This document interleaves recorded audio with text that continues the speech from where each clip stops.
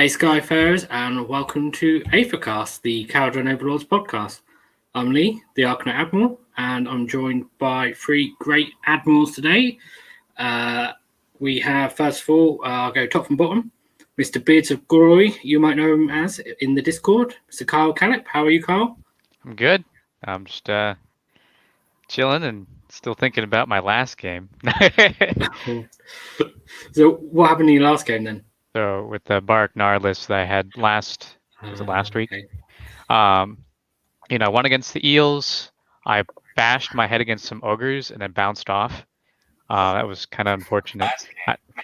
And then the third one was against coalesced thunder lizards. So pretty much as hard of a game as you can imagine, just because everything in that list I had was 2 or D3 damage, and then coalesced with 50 skinks kind of does nothing because you can't kill them. So yeah, that game went to turn 5. Unfortunately, it was super late, so people couldn't watch it, but it was a really good game. So I'm still thinking about that one. But yeah, I'm happy to talk about Barak Mhornar today. Cool. Hopefully, we know you play a lot of Barak Mhornar lists, so hopefully you've got better stories about them than tough times with Barak Mhornar. Okay, so let's introduce everyone else. So we have the guest that won't go away, Mr. Max Bowman. Hello. How are you, Max? I'm good, thank you. Good. What have you been up to? Done any hobby or gaming? Yes, I try to paint every day, like some little 2 hours a day, so pretty constant for me. Gaming, yes, I did a test game for today's show on Thursday. Talk about that later. Apart from that, I've been tempted by other armies. Oh no. What armies? Not Dwarden armies. But they're not elves, are they? No. They're not elves. They're not fish elves. They're a fun army. Okay. Thank you. I'll reveal once I've fully decided. Okay, fair enough. Keep us on tender hooks there. Okay, so last but not least, we have a new recruit on the Good Ship Aethercast. Someone that primarily plays Nurgle, I believe, but has played a lot of Barak Mhornar. Mr. Matthew Barker, welcome to the show, sir. Well, thank you very much for having me on. I'm really excited to be here and talk KO and Barak Mhornar, my favorite Skyport by far. Yeah, you're right. I played primarily Nurgle for the last 3 years or so, give or take, and then started gaining more and more into the competitive scene and making Nurgle competitive, and had a good 2019 in the ITC. But this year has been a little rough trying to find games, and I definitely wanted to start a new army project. So KO caught my eye, and I knew they're going to be getting a battle tome at the beginning of the year, and then 2020 went the way that it did. But I'm still enjoying painting them and hobbying with them, and then also getting some games in now as things like open up with restrictions and stuff like that. But and even a few RTTs. I just went to a one-day tournament out here. Didn't do as well as I hoped, but I my list was solid, but my tactics is what needed working on. So that's always reassuring. Just need some more practice, and we'll see how far we can go, how high they can fly. Well, that's better than my joke, because I was going to make some sort of rubbish joke about COVID being Nurgle or something. I don't know. Oh man, I've heard it from everybody. No, it's great to have you on the show, and it's refreshing to hear that you blame the result of the tournament on yourself rather than the list, because a lot of people will go straight to the list, which I don't agree with. I think normally you can probably find out it's your own fault rather than the list, isn't it? I mean, people win with Sylvanas. I've told this to a few. It can't be. It's not always the list. The game is good. So it's always the player. I've told this to Yeah. I've told this to a few people that like I really feel like I relied on the natural resilience of a Nurgle list to be able to take damage and then be able to react without having suffered too many losses and then play to my strengths. But with Kharadron Overlords, I'm finding that it's really like more of a knife's edge, right? So your decisions and your risks and your rewards and your shortcomings are amplified because of a lot of different reasons. But with Nurgle, I was able just to like react, be a reactionary force, and I wanted something that took me out of my comfort zone, and so I'm happy so far. So we'll talk about it more though with this specific Skyport. Yeah. So before we get sort of delve right into the Skyport, is there any news? I have to admit I can't remember. Since we've last been on the show, Battle Force boxes are live today. Oh, You buy yeah. your available. you buy your Barak. If you should buy it or not, there's a good video in there. Check it out. Just There's a couple new Underworlds warbands, right? Yeah. That got yeah. and then they they teased a couple more. Yeah, they're giving us like a whole calendar. Yeah, vampires for sure, right? Oh, That circular one is Ossiarch Bone Reapers, the one with the blue background and sort of a circular rib cage, and then Deepkin, and then the other one that people are debating whether it's ogres, whether it's spider fang or bone splitters, because it's definitely got some bone elements like a femur in there, but it also has two like looking fangs, sort of, So it's really which way is it going? But that one's there's a name. I think it's the hidden people or shadow people. It's in the lore of the silent people. That's the one. Silent people. Yeah, they're like It's in the lore of the Beastgrave book. Yeah. Scutlings? Are they going to use those? Yeah, but they seem humanoid. Scutlings? Oh, Beastgrave. Okay. And they have the shadow cutout, like you see in the background, is wearing some rapiers, some swords, and I believe those are similar to the rumor engines we have seen. are you saying that we're gonna get an insect race? I think it will be something like the Kurnothi, like a race in Underworlds that's tested and then maybe later exploited in Age of Sigmar. I'm pretty sure it's like something, because it's supposed to come out in March, and I don't think they teaser a new race for Age of Sigmar in this way. They're just showing like little bits and pieces, and then and maybe at Christmas or after Christmas we'll see more about them. I think they'd release it in Age of Sigmar first and then go to Underworlds rather than the other way around. No, usually they test out these things in these side games. Yeah, if it's a test, they would. But if it's like a full release that they already have planned, I think they'd go Age of Sigmar first and then. Yeah, exactly. If it's a full release planned. You think they're going to use like Underworlds as like a focus group for like like the aesthetic, like because the Kurnothi or the satyrs, that sort of visual aesthetic hadn't really been all that explored in AOS. Exactly. So I've heard this on Warhammer Weekly. They talked about this maybe half a year ago, when they said they often do this. They test out models and designs. I mean, to design a warband isn't a big deal. Design a whole army of them is much more effort. So they design it, they put it out there. It's in its own lore inside that box game. If people like them, if not, if they're distinctive enough to be different from the other armies existing in the game, and then maybe a year or 2 years later they expand it into a full army. Very nice. So it would depend how confident they are on the the concept art. Because if they're obviously they didn't test out Bone Reapers first, they just went straight out. So if they're really confident or something, then I think they just do it. Yeah, I think it's the ones where they're less sure. I'm pretty sure for each army that we see being released, there's 5 or 6 concepts that they didn't follow up. Probably. I'd love to know what could have been. Yeah. Although it would be kind of disappointing in some ways if there was something that you found out that was really. Yeah, that you really loved, and they didn't go ahead with it. Yeah, they had this concept art for a cog fortress, and it was like this huge Leviathan that spun around on a disc, just rotating cannons. That would be so sick. But it'd be really Well, sad. You're right. They had If- in Morathi, there's a cogfort in there Wow. in the lore. Yeah. So You know. yeah, well, Cities of Sigmar 2.0 is going to come out with a cog fortress. I'm hoping. Yeah, hopefully.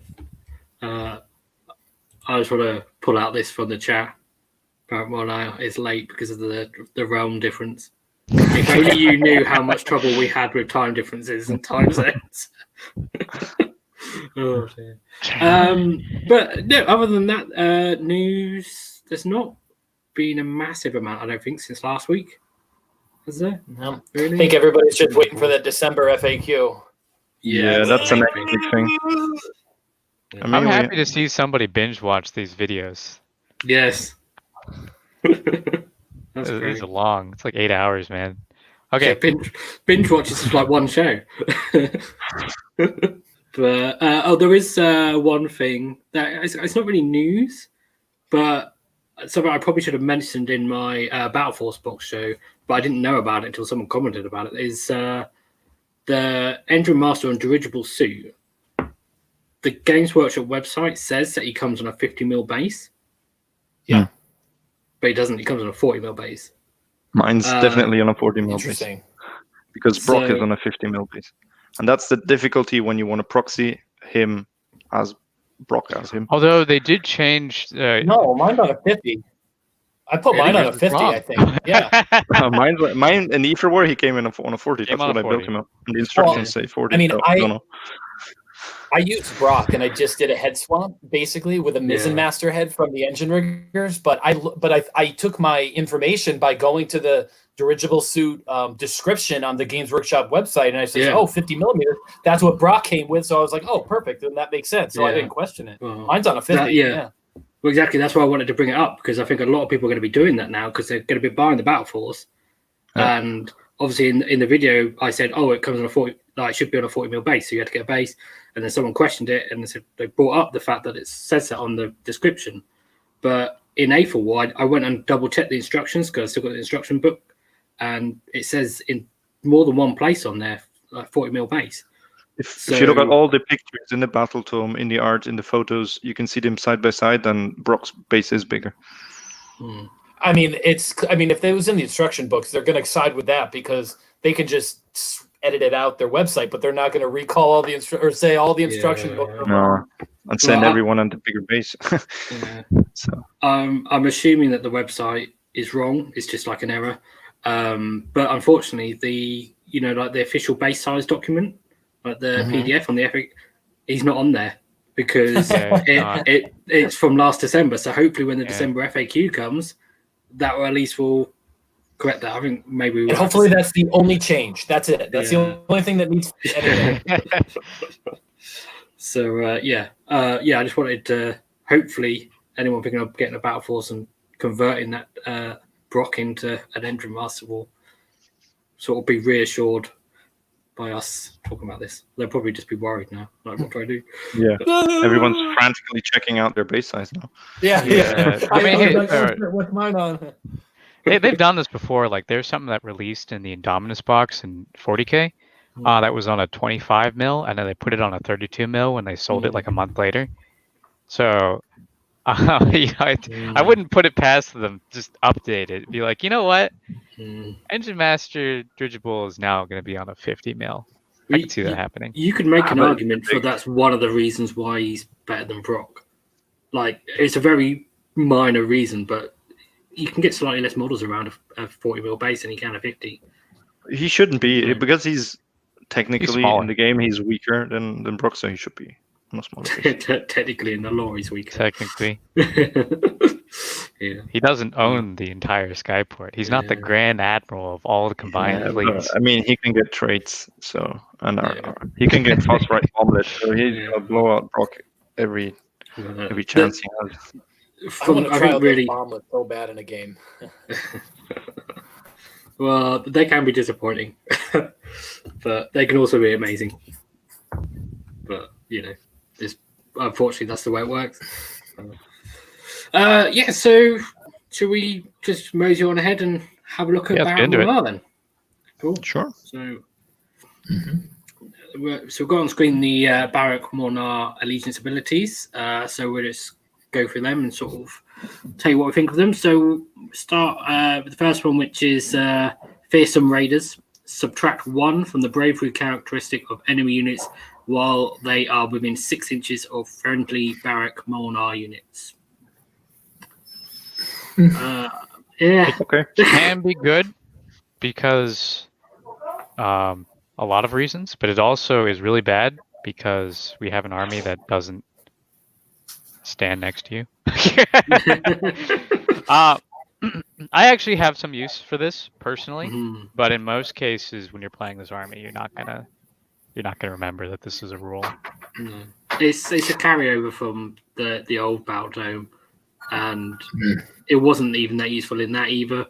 But the trouble is also like any bravery debuff, like there's so much things to get Battleshock immunity and stuff that There's a whole do army wanna- that ignores Battleshock. yeah. Although we're good against that army, so it doesn't count. But there is something to note here is the fact that -1 bravery matters on turn 1 because most people don't have a CP at the start. If they do, it might be from a battalion, but if they're burning it on bravery. So what you can do, like especially against Seraphon, going first to force them to have their dudes battle shock off before they get their buffs off. Like there's a lot of armies that aren't really good on the first turn. And so you can knock off, and having the +1, the -1 bravery can make a difference to get a few more dudes gone. And against some elite armies like ogres and things, that can matter. Every loss counts. Yeah. Yeah, so it's I mean you can't, so I think what we're saying is you can make use of it, but it's not the star of the show. No. Effectively. No. But don't forget about it because it's not useless. So I found a lot of times when you have Arkanauts and you run them up and fire their pistols and do a bunch of damage, a lot of times in Blood Bowl, there's this thing called the Elf Stall where I don't know if anybody plays Blood Bowl, but all your linemen are like right in front of their players, but not blitzing or attacking them. So when you run up with your Arkanauts and you fire a bunch of pistol shots off, you may be within 6-inch range for battle shock, but you don't necessarily want to charge into combat and especially if they're a unit that has a lot of attack power in combat. You wouldn't want to run up and just charge like a melee centric unit with Arkanauts, but you do want to kind of get up and fire all those pistol shots off. So that's when it can. Yeah, that's a good point that it's 6 inches. Because I think in the previous Battletome, and I think it was 3 inches. So you did have to be in combat, but you don't need to be in combat for this to work, which is a little bit more helpful for us. Ooh, I think we lost you for a second there, Matt, but you're back. So let's move on. Talk about their article, which is Seek New Prospects. You can reroll Battleshock tests for friendly Barak Mhornar units while they're wholly within your opponent's territory. Sorry. Oh. I think you cut off. This is somewhat niche if you're playing the 1-drop Engine Riggers build. That's nice because Engine Riggers don't have inbuilt Battleshock rerolls. But if you're building a 1-drop, then you're going Iron Sky Command. Yeah, but sometimes you have Battleshock immunity from that. You have 24, though, right? You can go sideways and you can split up. It's something you can do and not lose. Yeah. I agree. Having the Battleshock immunity is better, but you can have one group run off. And oftentimes when I'm playing this game, that's what happens. Like the Ironclad in Mhornar should go in one direction. Your Riggers can go another. So it's nice. Arkanauts Company in Iron Sky Attack, if they're not charging into an objective, this is also helpful. True. Between this and being near an objective with Arkanauts, then you should have and the Iron Sky Command. If you have that, you should have Battleshock pretty well. Most of the time. Yeah. It's just nice to have. It's like Urbaz, for the same reasons as last week. Yeah. And I think we probably did mention it last week on the Urbaz show, but pay attention on the battle plan to exactly where the territories are, because they do change a bit, even if it's a basic like, oh, I'm on one side of the board, you're on the other. You know, sometimes the territory extends to the whole half of the board, and sometimes it doesn't. So just have a look at that. And it's not just always where you can deploy in. So, but yeah, I think we probably mentioned that in the last show, but in case someone didn't watch that.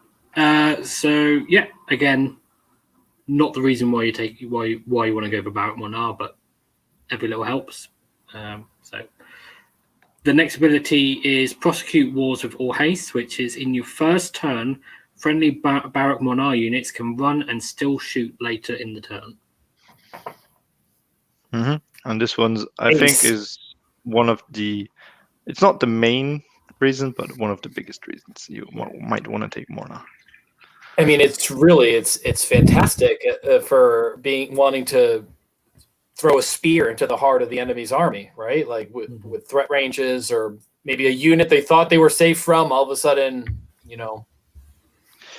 Yeah, I mean, you might ask, oh, why do I need to run and shoot? Because I can just fly high and hitch my entire army and be within shooting range.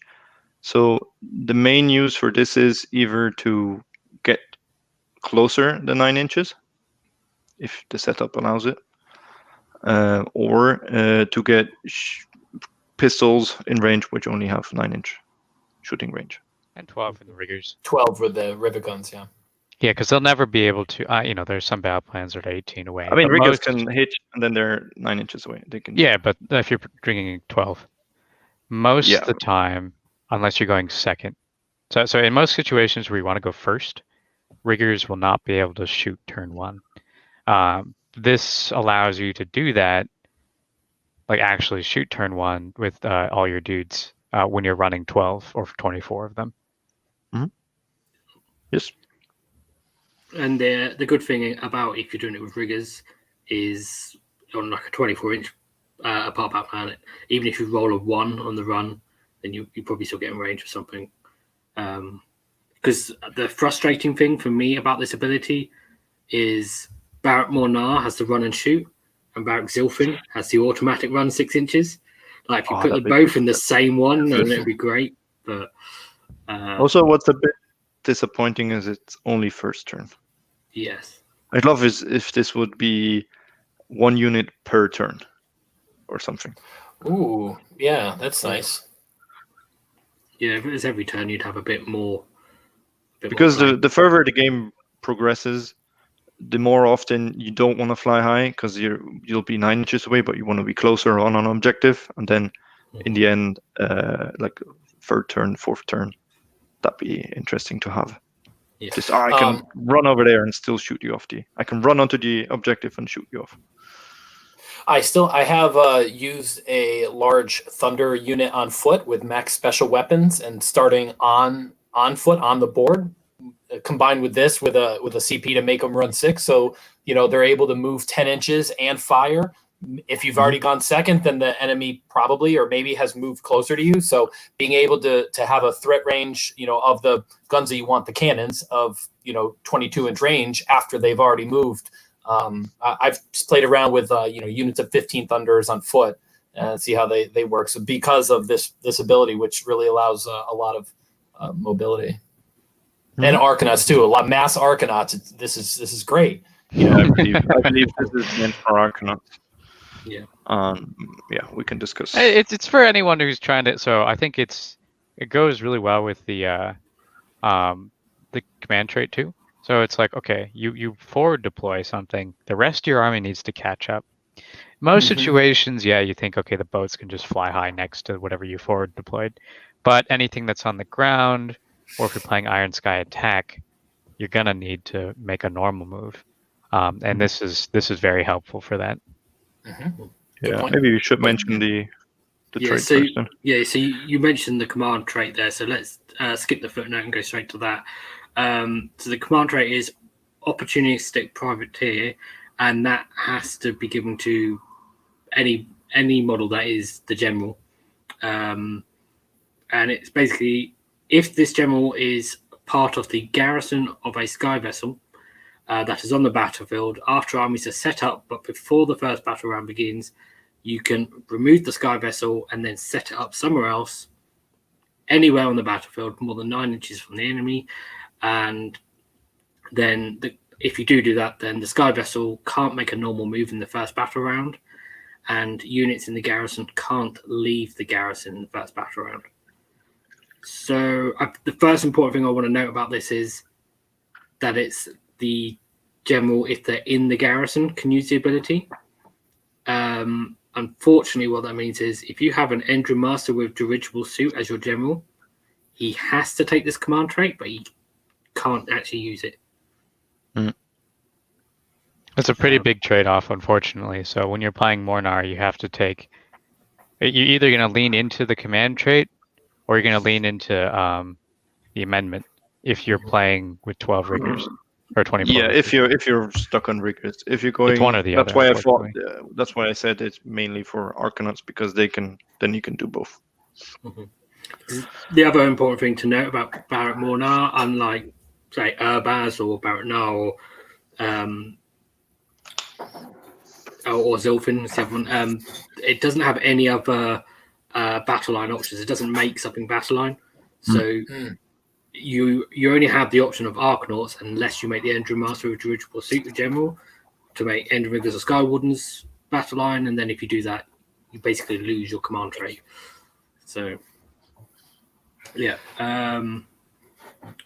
So a lot of people say, well, why do we have this when you can just fly high if you want to? But there are a few things that this, the redeploy, as it's so called, can do that a fly high can't. You can land right on top of an objective. You can land right up against terrain.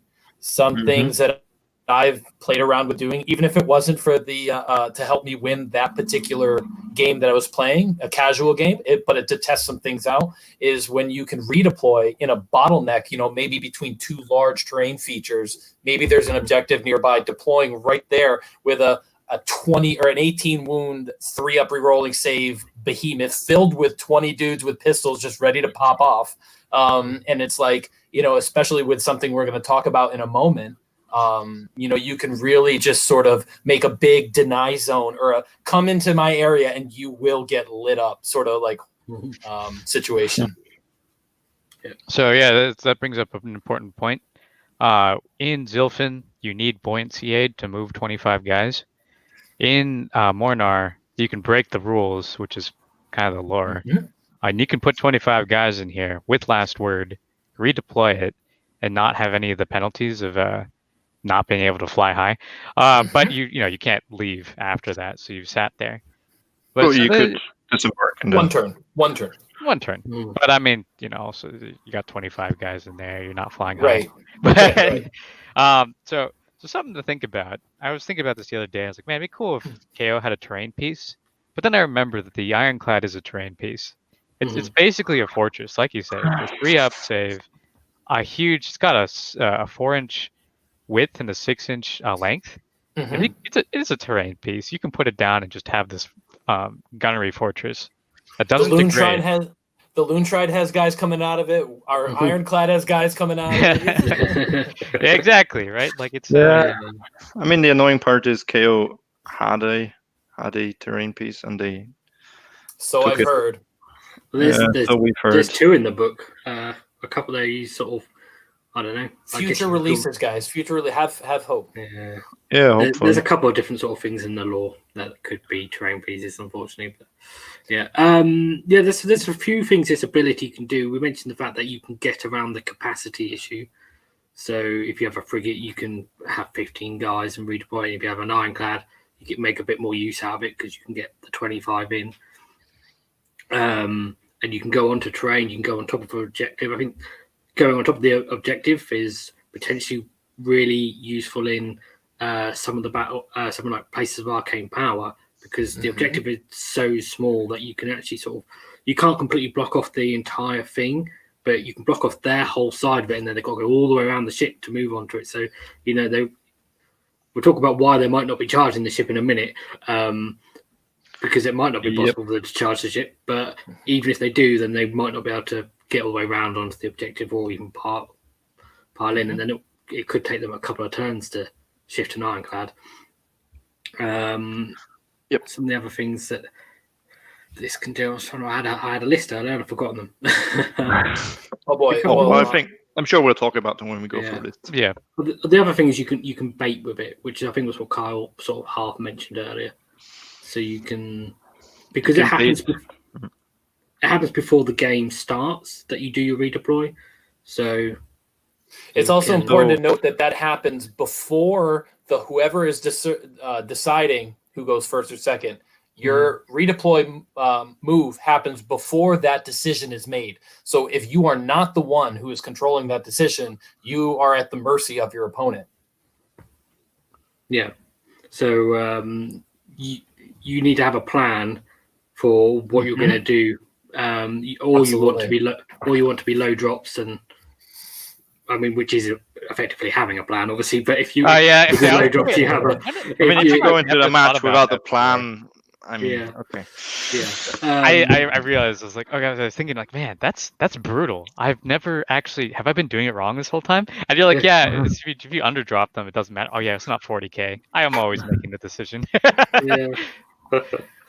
But yeah, so it's a little bit more useful if you outdrop your opponent because you can then determine who has the first turn. So yeah, and The other thing there's you can one do with it is set up an endless spell, right? yes, You can set up a spell in the bottom. because you move pre-game. So then in your hero phase, your ship is already potentially in range of the enemy in your hero phase, which means, if you've got a chemist there with spell in the bottom, warp lightning vortex, and you outdrop your opponent, you can just put it on the center of their army, a bit like you can in Zilfin. Probably a little bit less flexible because in Zilfin you can make your opponent go first, and then set yourself up for a double turn or avoid being double turned, which is probably more powerful. Especially a double activation or triple activation on the vortex. Yeah. Set up movement phase, double turn your movement phase again. But it's quite important because this is really the only other skyport other than Zilfin that can do that. Basically, give you much longer range on the endless spells. It's Zilfin Light. Yes. You want to be a better player. Light. This is harder. Yeah. Yeah. One other thing is the restriction on moving in the first battle round. If you've done this redeploy, my current interpretation of that is you can still fly high. Oh boy, here we go. I would caveat that on. Other people might not agree. And you might not want to build around it or if you do want to build around it, you might want to check with a TO before attending a tournament. Which I'd is say a shame. you can, because it says a normal move, and for Zilfin it says instead of a move. So it's not a move. Yeah. And they clarified this for Zilfin in the hero phase that you can indeed fly high. With the riggers and hitching, right? Yeah, so then the riggers can hitch while you do. And this is also instead of their move. Yeah. And The So hitchers it really- never hitch anyway, though. So this is Yes. Rules are written hit, riggers can never hit. But just, to explain what Max is saying a bit there is when in Zilfin, when you do the hero phase move, you get one hero phase move for one unit, which you don't actually use because you, instead of using that hero phase move, you fly high with the sky vessel. So you use up that once use thing on your ship. But the FAQ says that Sky Riggers can still hitch. But the Sky Riggers hitching ability is instead of a normal move. So you don't need to be able to move in order to hitch because they haven't got a move.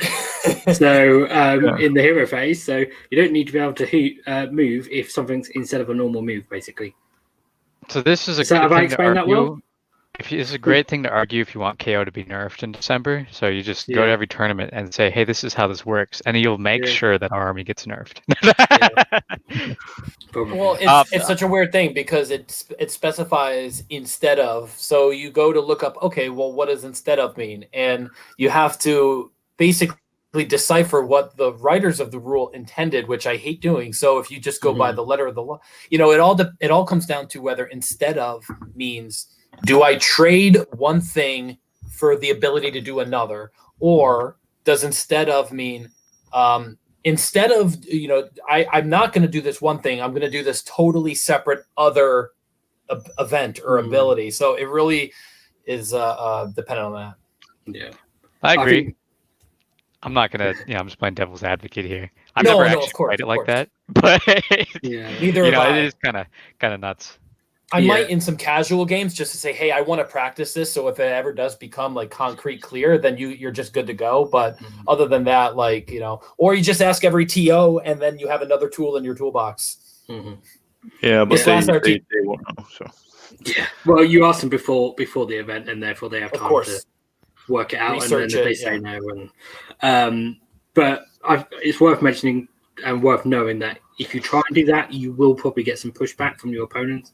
If they read your command trait, they might go, "Oh, hang on, I don't think you can do it that way." So if you want to just have fun games, maybe just avoid it, because essentially you're playing a game to have fun. At the end of the day, let's move on from that because. Yeah, I think we can talk about that forever. We'll get to it. Of course. But that is one of the two reasons. One of the three, but mostly two reasons that you take this army. Yeah. We'll move on to. We won't go, but we'll go to the footnote last because we've sort of half mentioned. We've teased about the fact that you can maybe stop people charging a little bit. So let's explain how that works. The main reason to play this. So. The artifact of power for Barak Mhornar, which must be given to the first navigator to receive an artifact of power, is called the Gale Force Staff, colloquially known also as the "fuck you" staff. Apologies to anyone that we've sensitive. Demonetized. Yeah. We haven't got enough subscribers to be monetized, so we don't have to worry about that. But not PG anymore. Oh well. So basically, the way that works is at the start of the enemy charge phase, you can pick one enemy unit within 12 inches of the bearer, and you half the charge rolls for that unit in that phase. Dynamite. Damn. That is so really good. So good. No dice roll, no resource, not once just per say, game. Sit. No. Yeah. No. This is Gandalf saying, "You shall not pass," basically. But without the falling down, and your ship won't die. So ours goes up. Interestingly, here we need to note that it is one enemy unit. So you're still susceptible to multiple threats. If there's 2 or 3 units lined up to charge you, pick the one that will hurt you most. And the unit has to be within 12. I mean, obviously, because they need to be within 12 to be able to charge. But there are some units that can charge further away, like 18-inch and do a 3d6. So you won't be able to affect them. Yeah. It's worth noting that there's also some units that get a 3d6 charge, but can't do it from 18 inches away. So I can't remember. I can't actually remember any examples off the top of my head. Maybe Iron Jaws, possibly. I just played. Do it. I played against something that can do it. Terraform does it all the time. I think when the Charybdis is whipped, he can throw 3d6 and choose the top 2. But who plays Charybdis? Yeah. I do want to point out one thing about this that I learned the hard way is that ogres do not care about modified charges. So if there's an ogre who rolls an 11 and they're 3 inches away from you, they will roll the 11 dice for the mortal wounds on the charge. Yes. So don't do what I did and think, oh yeah, this set protects me, because it doesn't. How does that work? Ogres. So you know how the Ironclad, when it charges, it takes the modified dice roll. So you can get a +4 to the charge, and you'll roll 11 dice when you roll a 9, right? But when an ogre, so say an ogre is a Stonehorn, you mean? Yeah, sorry, a Stonehorn. That's because that's what happened. Stonehorn is 5 inches away from you, and he rolls an 11. to make the charge. And so okay, you're like, okay, well, I but they staff still need that. to be able to make the charge. So yeah, so they make the charge because they're within 5 inches. And they go 10. But they move 5 because you have it. The thing is, they still roll 11 dice. 11 dice. Yep. Yes. So on 11 4-ups, I've died to that. So it's like, be careful.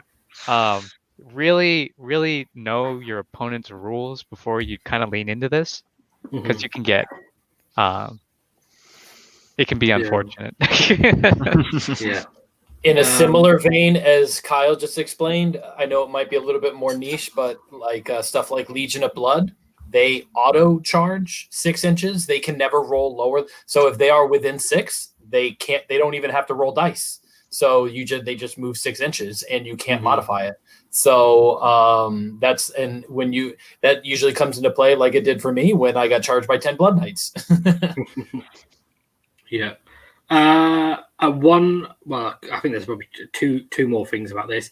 The first one is that the way modifiers works, if you basically multiplications and divisions happen before additions and subtractions. So if you come up against something like that gets +2 to charge, +3 to charge, then they'll make their roll, half it, and then add their +2 or +3. So something like a Gav Bomb, then which is coming back. Then you need Iron to bear that in Jaws. mind. Yeah, I mean Iron Jaws can get to like +5 to charge. It's Easy, yeah. ridiculous. They can move after they teleport. It's even worse. Yeah, move when you shoot them as well. Only when they're outside of 9 inch. So yeah. So, and then the last thing is just to give you an idea of the potential of this. If something is 6.5 inches away from you, and they roll a 12 to charge, then that comes down to a 6. Or if they're just more than 6.5, like 6.75 inches away, then that's the effect that it has. Like halving is massive when you really think about it. Like how much difference that makes. So I mean, and then even then, if they're rolling an 11 and they're 6 inches, exactly 6 inches away, it comes up to 5.5. Like you always measure before you start rolling, right? To avoid that. Yeah, but that's what you usually do now. Both players agree. Okay, I need a 7. Yes. Okay. You physically cannot make it. It's not within the realm of possibility. No, it's great. Worth bearing in mind that you only have to be within half an inch when you finish a charge move. So if they're exactly something and a half inches away, then bear that in mind. And then one other thing. This is locked to a navigator, so you don't even have to take it. It's kind of like but Zilfin. Why would you not take it? Hey, hear me out. So when inevitably Zilfin gets nerfed, and we lose Fly High in the hero phase,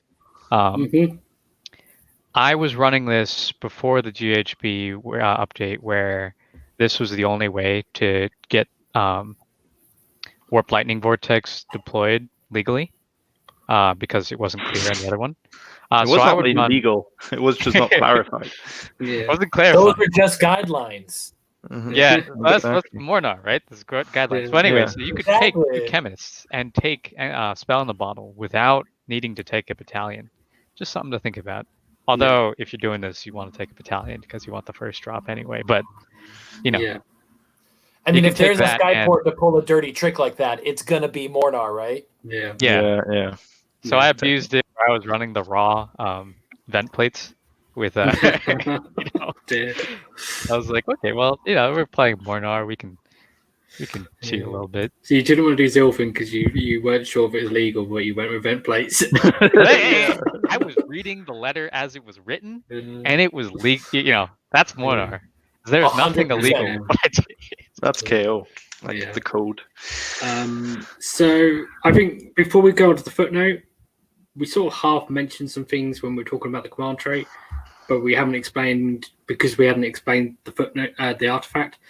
So you can use the artifact in conjunction with the redeploy.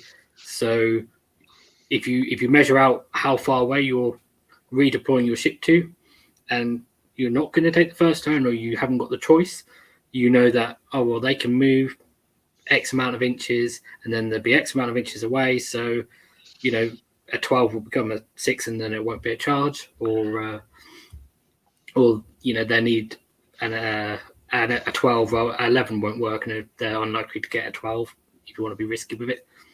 So you can do things like that, basically. It's also good to know that somebody can't deep strike 9 inches away from you or set up 9 inches away from you, and it's impossible for them to charge your ironclad or anything that's near your ironclad. Mm-hmm. Unless they get plus 100 charge from Gaff Bomb. Right, of course. But if they just come down and need a 9 to charge, then like I said, I used to be a Nurgle player. 10 Blight Kings and Gutrot Spume was in every single one of my lists. Auto include, bar none, no matter what else I took, because they also get +1 to charge. So, you know, but still, needing an 8 is impossible. But it was, you know, it's always nice to take that away from an opponent for sure. Mm-hmm. Mm-hmm. There's a lot of opponents that will have a lot of lists going around that will have a teleport and, you know, some bonuses to charge, because in theory it makes it reliable, but against Mhornar, not so much. Right, unless you have +2 or +3. Yeah, but even then, it's still not as reliable as what they're. Yeah, it's not as reliable as what they're expecting. So, you know, they're thinking, oh, yeah, I only need like to roll a 5 or whatever, and actually, you know, they need to roll a lot higher than that. So, really good. So yeah, let's talk about the footnote, which is the last ability the one we skipped earlier. So. It's a footnote, so it's once per battle, because all the footnotes are, I think. Doesn't matter. No. There's one that isn't. There's one that isn't, okay. Wagner. Footnote is add 1 to the, or this dispels, I think. Yeah. Oh, okay. The one that's caught me out there. So at the start of your combat phase, you can put 1 friendly Barak Mhornar unit that is within 3 inches of an enemy unit. And then that friendly unit gets to fight at the start of the combat phase. But if they do, they can't. Yep. But if they do that, then they can't fight again during the combat phase, unless something else lets them. But there isn't anything else that lets them. I don't think there is anything in KO. No, I don't know. It's kind of nice that they put that in there just in case. But they always put that in. Yeah. Since Fire Slayers, because then they can double activate. Yeah. So at first glance, this looks better than it is, because you're like, oh yeah, I've got a thing that lets me fight at the start of the combat phase. It's the start of your combat phase. Yes. So if something charges you, you can't use it. You can only use it in your turn. So there's really 2 uses for this. One of them is if you're coming up against something else that can fight at the start of the combat phase, then because it's your turn, you're both trying to start the combat phase, which means you use your ability first because it's your turn, and then you fight before them. That's one of the uses. You fight before Hermdar, Hearthguard Berserkers. Not sure if you're going to do anything to them, but yeah. You get 1 swing. Yeah. And probably the more useful thing that you can do with it is if you're just against like a normal opponent that doesn't have any activation war shenanigans, which thankfully are less of a thing these days. Or Luminev, who can double activate. Yeah. What you can do is you can charge 2 units in, and 1 will fight at the start of the combat phase, and then you'll then start the normal part of the combat phase, the during part of the combat phase, and then you'll fight again because it's your turn with the other unit. Yep. With a different unit. So 2 units can fight in the combat phase once per game before your opponent, effectively. Yeah. So often you have a situation where I want to fight with my hero first because he might get killed, but actually I want to fight with the Ender Riggers because they're more hitting power. You can do both. Yeah. And I think the once per battle is okay, because how often are you in that situation? No, yeah. Yeah, it's fine because we're primarily a shooting army, so it's good, but it's a bit frustrating for all reasons. It's like the article which one? The amendment allows you to go forward and shoot, but you can't charge, so you can't use this. Mm. The redeploy means that you're getting charged and you're going to be fighting on their turn. It's like, okay, you want to go first, but you're not going to be charging them the first turn with anything that really matters. And if you want to go second, you can't use this till your second turn, or you can't use this till the second activation. So it is a bit frustrating, but there are situations where this is going to come in handy, and you're like, oh yeah, I can double tap something, like with an engine master and an admiral or something, or 2 engine masters. Yes. I like it with the double riggers list, because you can start the riggers all the way in the back, and then they can run forward in the first. If you take the second turn, or the bottom of the first. You start all the way in the back. You run forward. You shoot. If you double turn them, you move forward. You shoot again. Then you charge them, and then you get to activate twice. You activate all your dudes first. Then they're not going to have an army anymore.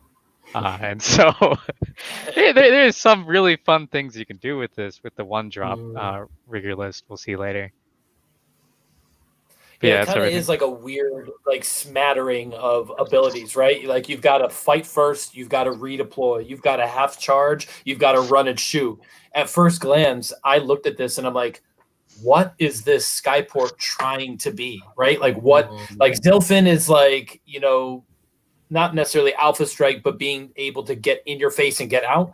And, you've got the other Skyports that can bring in sort of the Ancestors, or Nar, which is the anti-magic Skyport. But what is this Skyport trying to be? And, it's sort of a little bit of everywhere. And what I came to the conclusion was that there's a whole host of things that you can sort of pick off a menu of what you want to focus on. If you really want to lean into the redeploy and go after that and exploit those strengths and take those weaknesses, then you can. Or if you really want to lean on the run and shoot first turn, you can sort of really build a list around that. And no matter what you pick, the Gale Force staff or the F off staff is going to be there to assist you in almost every circumstance.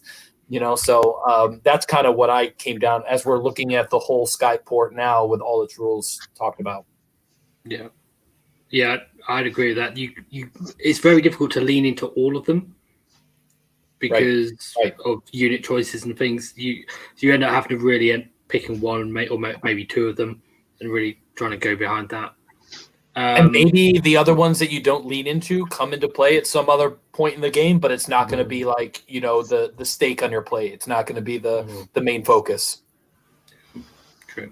One other thing that I think we didn't mention when we talked about the command tray was, because that's not a fly high, you can't take riggers with it. So that also kind of feeds in with the footnote. So you can't redeploy to the opposite side of the table and then have riggers there as well to move afterwards, because it's only models in the garrison that can't move off afterwards, but it doesn't matter because the riggers aren't going with the ship. So you haven't got that way to charge in turn 1 very easily either, which would be great if you did with the footnote. So has anyone got any other sort of thoughts overall about the abilities before we have a look at some lists? Or no, I think we cool. Let's have a look at some lists. The first one I've got here is Shaun Tubman's tournament list. We're not going to spend too much time on this because honestly, if you want to know about this list, then the best thing to do is hear Shaun talk about it. So you can go and watch that video because we've already interviewed him in the past after he won the tournament. There's already a link in the description for the video, but before you click that, wait around and watch the rest of this one. Stay with us. And wait, there's more. Yeah, and in the future, which hasn't happened yet, there might be a link sort of up here somewhere. I don't know, maybe. I think that's where it goes if I figure it out. But for anyone listening that can't see the screen, it's basically a chemist with the command tray, a navigator with the staff because the staff is really good, and then a navigator with the flare pistol, Because the flare pistol is really good. Yes, basically. You know what that does? It basically is all of your units re-roll hits against one enemy unit. He's got 50 Arkanauts, breaking down into 2 units of 20 and 1 unit of 10. 9 engine riggers with drill launchers. 10 thunderers with all rifles. A gun hauler with a sky cannon and the spar torpedo, which is really good. It's just the common theme for this list. I think all the things that are really good. And he did well. Yeah, you pick the good things, and then you can do well with a list. Apparently, the spar torpedo, if you don't know what that does, is once per game when you charge, you can do D6 more wounds, which is handy. And then he has an ironclad, which has the sky cannon, which is pretty much often the default pick most of the time, and that has the last word. Which is when the enemy charges you, you can shoot them, which might sound a little bit contradictory when you consider you have the staff, but there are some good plays you can do with that. And I think we'll unpack that a bit more when we look at another list. And then he has to round it out, he has the Iron Sky Command Battalion for exactly 2,000 points. I know we're not going to spend time talking about this, but I've always wanted to ask Shaun about the 10 Thunderers, because I have spent an inordinate amount of time and mental ability trying to figure out, is 10 Thunderers with rifles worth it in an ironclad? And I've anytime I see somebody running them, I always want to be like, what's your experience? Because I don't know, that's the one thing in this list that I've spent a lot of time thinking about. Mine would be the 9 riggers. I can't figure it out. I'll never figure it out.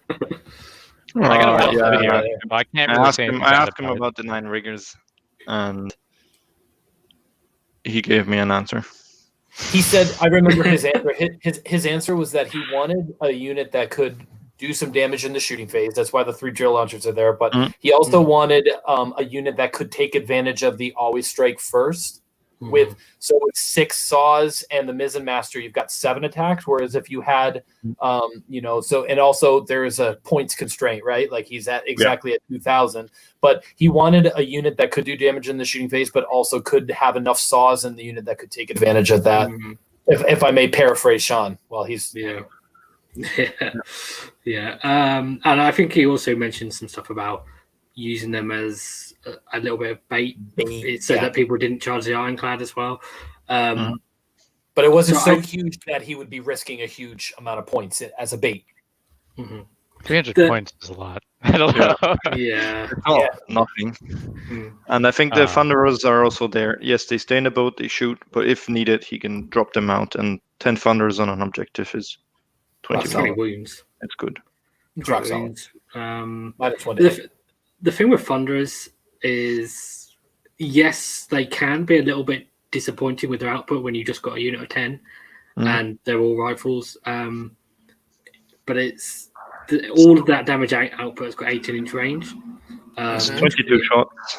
Yeah, it's a lot of shots.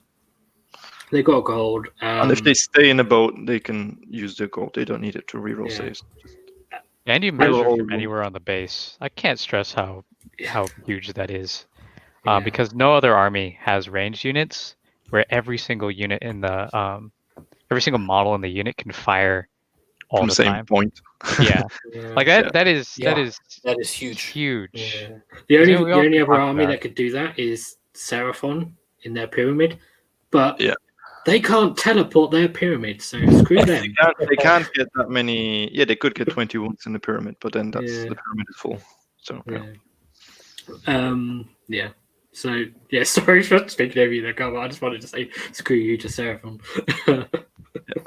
But the thing is with the Thunderers is there's not really a better choice. If you've got the troop transport available there, then you could put 10 Arkanauts in, but you fly high and then all the pistols are out of range.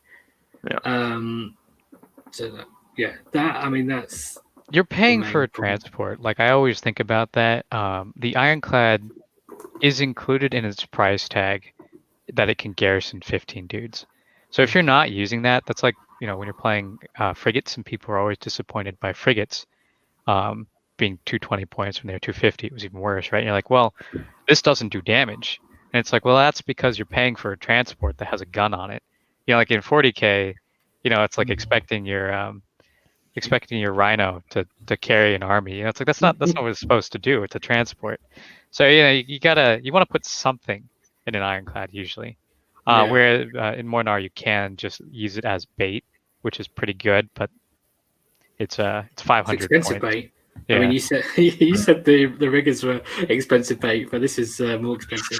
Yeah, But it's bait that can protect itself. Yeah, it can. It's true. Unless mortals. yes. Yeah. We don't talk about that.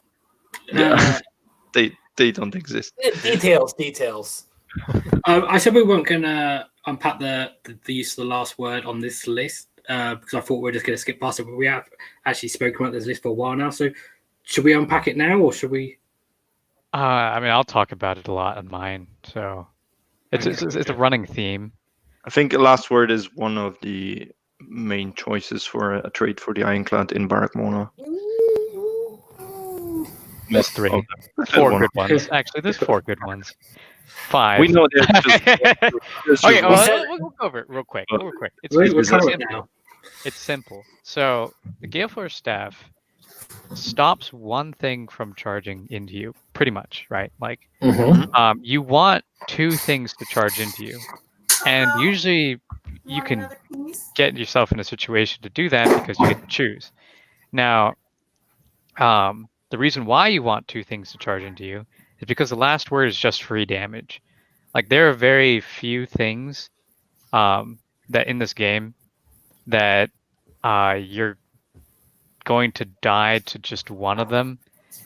All right, so you know where there's two potential targets, you're gonna die to one of them, or sorry, both of them. Like say you're getting charged by 2 things, right? Like, oh, one of them is Archaon. Okay, well, stop Archaon from charging into you. The other thing can charge into you, and you're not worried about it.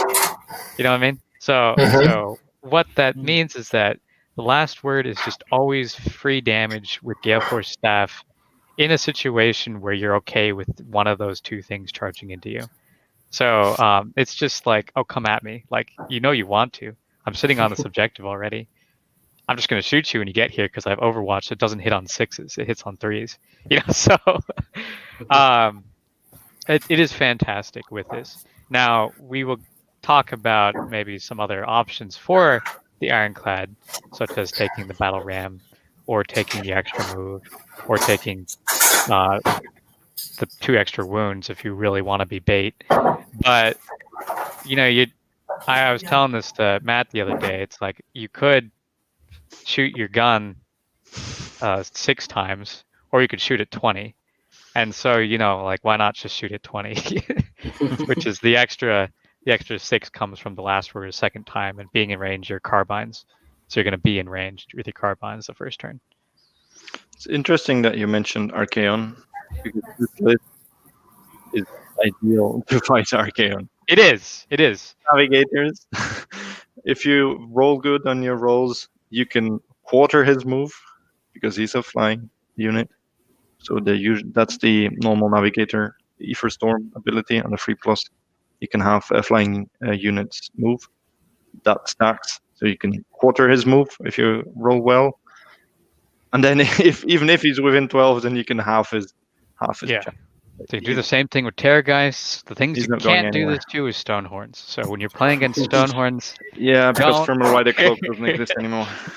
Maw Crusher, you can turn into a giant literal cabbage on the table. Yeah.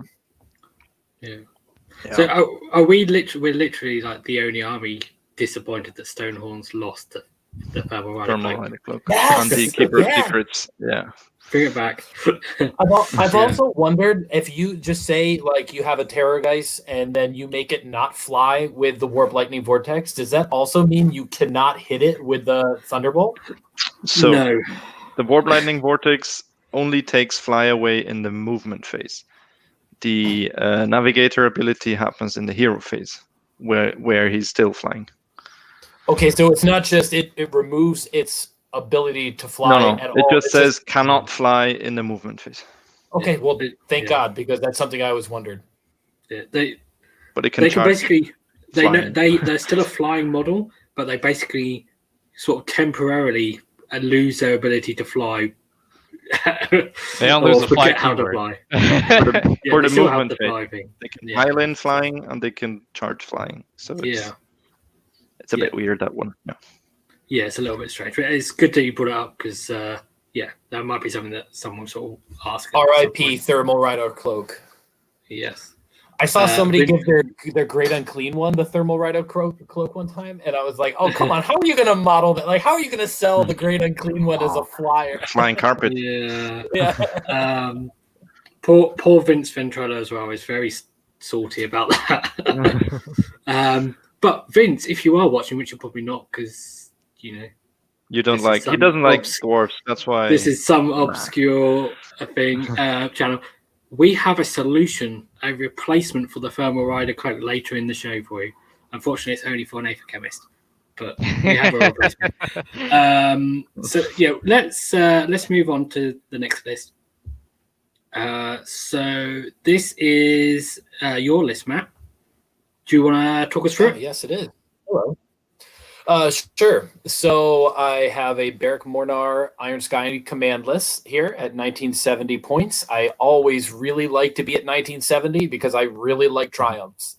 I think that for being 10, 20, even 30 points potentially. So if you have somebody that's 1980, you're 10 points shy of them and you get a free reroll. I mean, that's just huge for me. So I always like trying to aim for 1970 if I can. So my three requisite heroes are an Aetherchemist, who's my general, with Opportunistic Privateer with Spell in a Bottle, that Aetheric Navigator with the Gale Force Staff, and a second Aetheric Navigator with no artifact and no other designation. We have 50 Arkanauts, 20, 20, 10. One of my units, although it's not your fault, Lee, one of them does have just one Skyhook, but that's only because that's what I have built and painted. It has nothing to do with if I think that whether Arkanauts should have Sky Pikes or not. But I only have one Sky Pike in all of the 50 Arkanauts, and again, that's only because what I have built. But it's not a big deal. And then I have 12 engine riggers with 4 volley guns, 3 grapnel launchers, and 1 Skyhook, and then 4 with saws and rivet guns, obviously. The grapnel launcher to Skyhook ratio, again, is only because what I have modeled. Although I doubt my opponent could tell the difference between a hook and a grapnel, but I just go with what's on there. But ideally, I would have 3 this is correct. This is what you'd want. This is what you want. What I have is 3 hooks and 1 grapnel because my model because I'm dumb when it comes to modeling. So, but this is ideal, so you can have multiple. If you get multi-charge from 2 different angles, you can stop potentially 2 units from retreating if they wanted to. So, but then I allied in 3 gyrocopters with steam guns, and then I have the Ironclad with the Sky Cannon and the Magnificent on the scope, and the Realm Scourge Rupture from the Slaves to Darkness book. That's the list. Yeah, my first question about this is because I know you said in the past to me that you've watched the show Shaun Tubman on before, and obviously on the face of it, there's some similarities. So, did you sort of develop your list based off his, or how did you come about this? Did you sort of say, well, I didn't like some things in his list, and you just changed those things straight away? Did you start by playing his and changing it to your playstyle after that, or how did you come about this version of the list? So that's a great observation. That's a great question. Yeah. Basically what it came down to was I had been playtesting maximum units of engine riggers from when I started playing Mhornar, because I really liked the idea of having 12 engine riggers with a gold share that could take advantage of the run and shoot. So no matter where I deploy them, they could reach a unit on the other side of the table if I needed to, or if a opponent is really smart and screens very well against my shooting, then I can still have something in my back pocket to reach them. So being able to go a max unit with a gold share, especially on weapons that hit force, is really great when you can run and shoot. So you can not only get there, but when you get there, you can be effective, and bar, you can basically, it gives you some cover your ass insurance against bad dice rolls, right? Like, you put yourself out there, you want to be able to make sure you have an impact, as opposed to just rolling a bunch of threes on skyhooks and then doing nothing.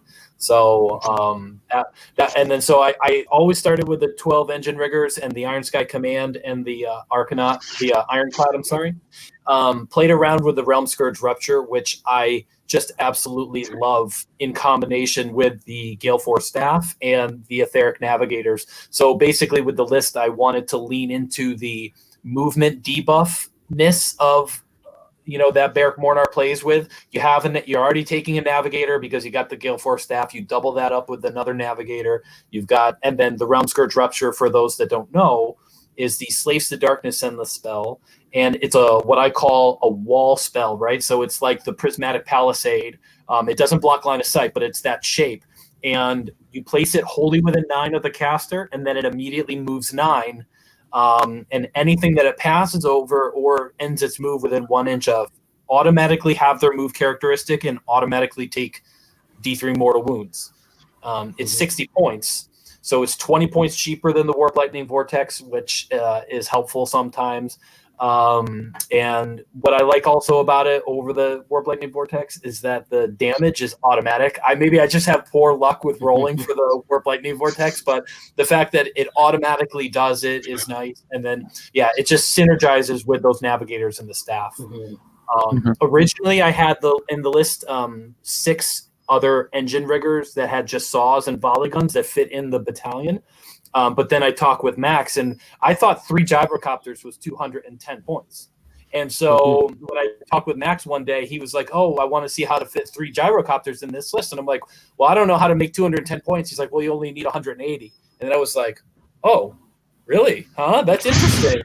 And they are an incredible way to deal with a threat that this list in particular, or pretty much Kharadron, KO, have a problem dealing with. That big cloud unit, big unit of Marauders, big unit of Chain Wraths, big unit of Clan Rats. Sure, we have Ren 2, Ren 3 up the yin yang, multiple damage here and there. But when you come up against 40 Chain Wraths or 40 Clan Rats, how do you move that? So Gyrocopters being relatively fast with a 24-inch threat range, you're going to be able to clear some of that chaff out of the way.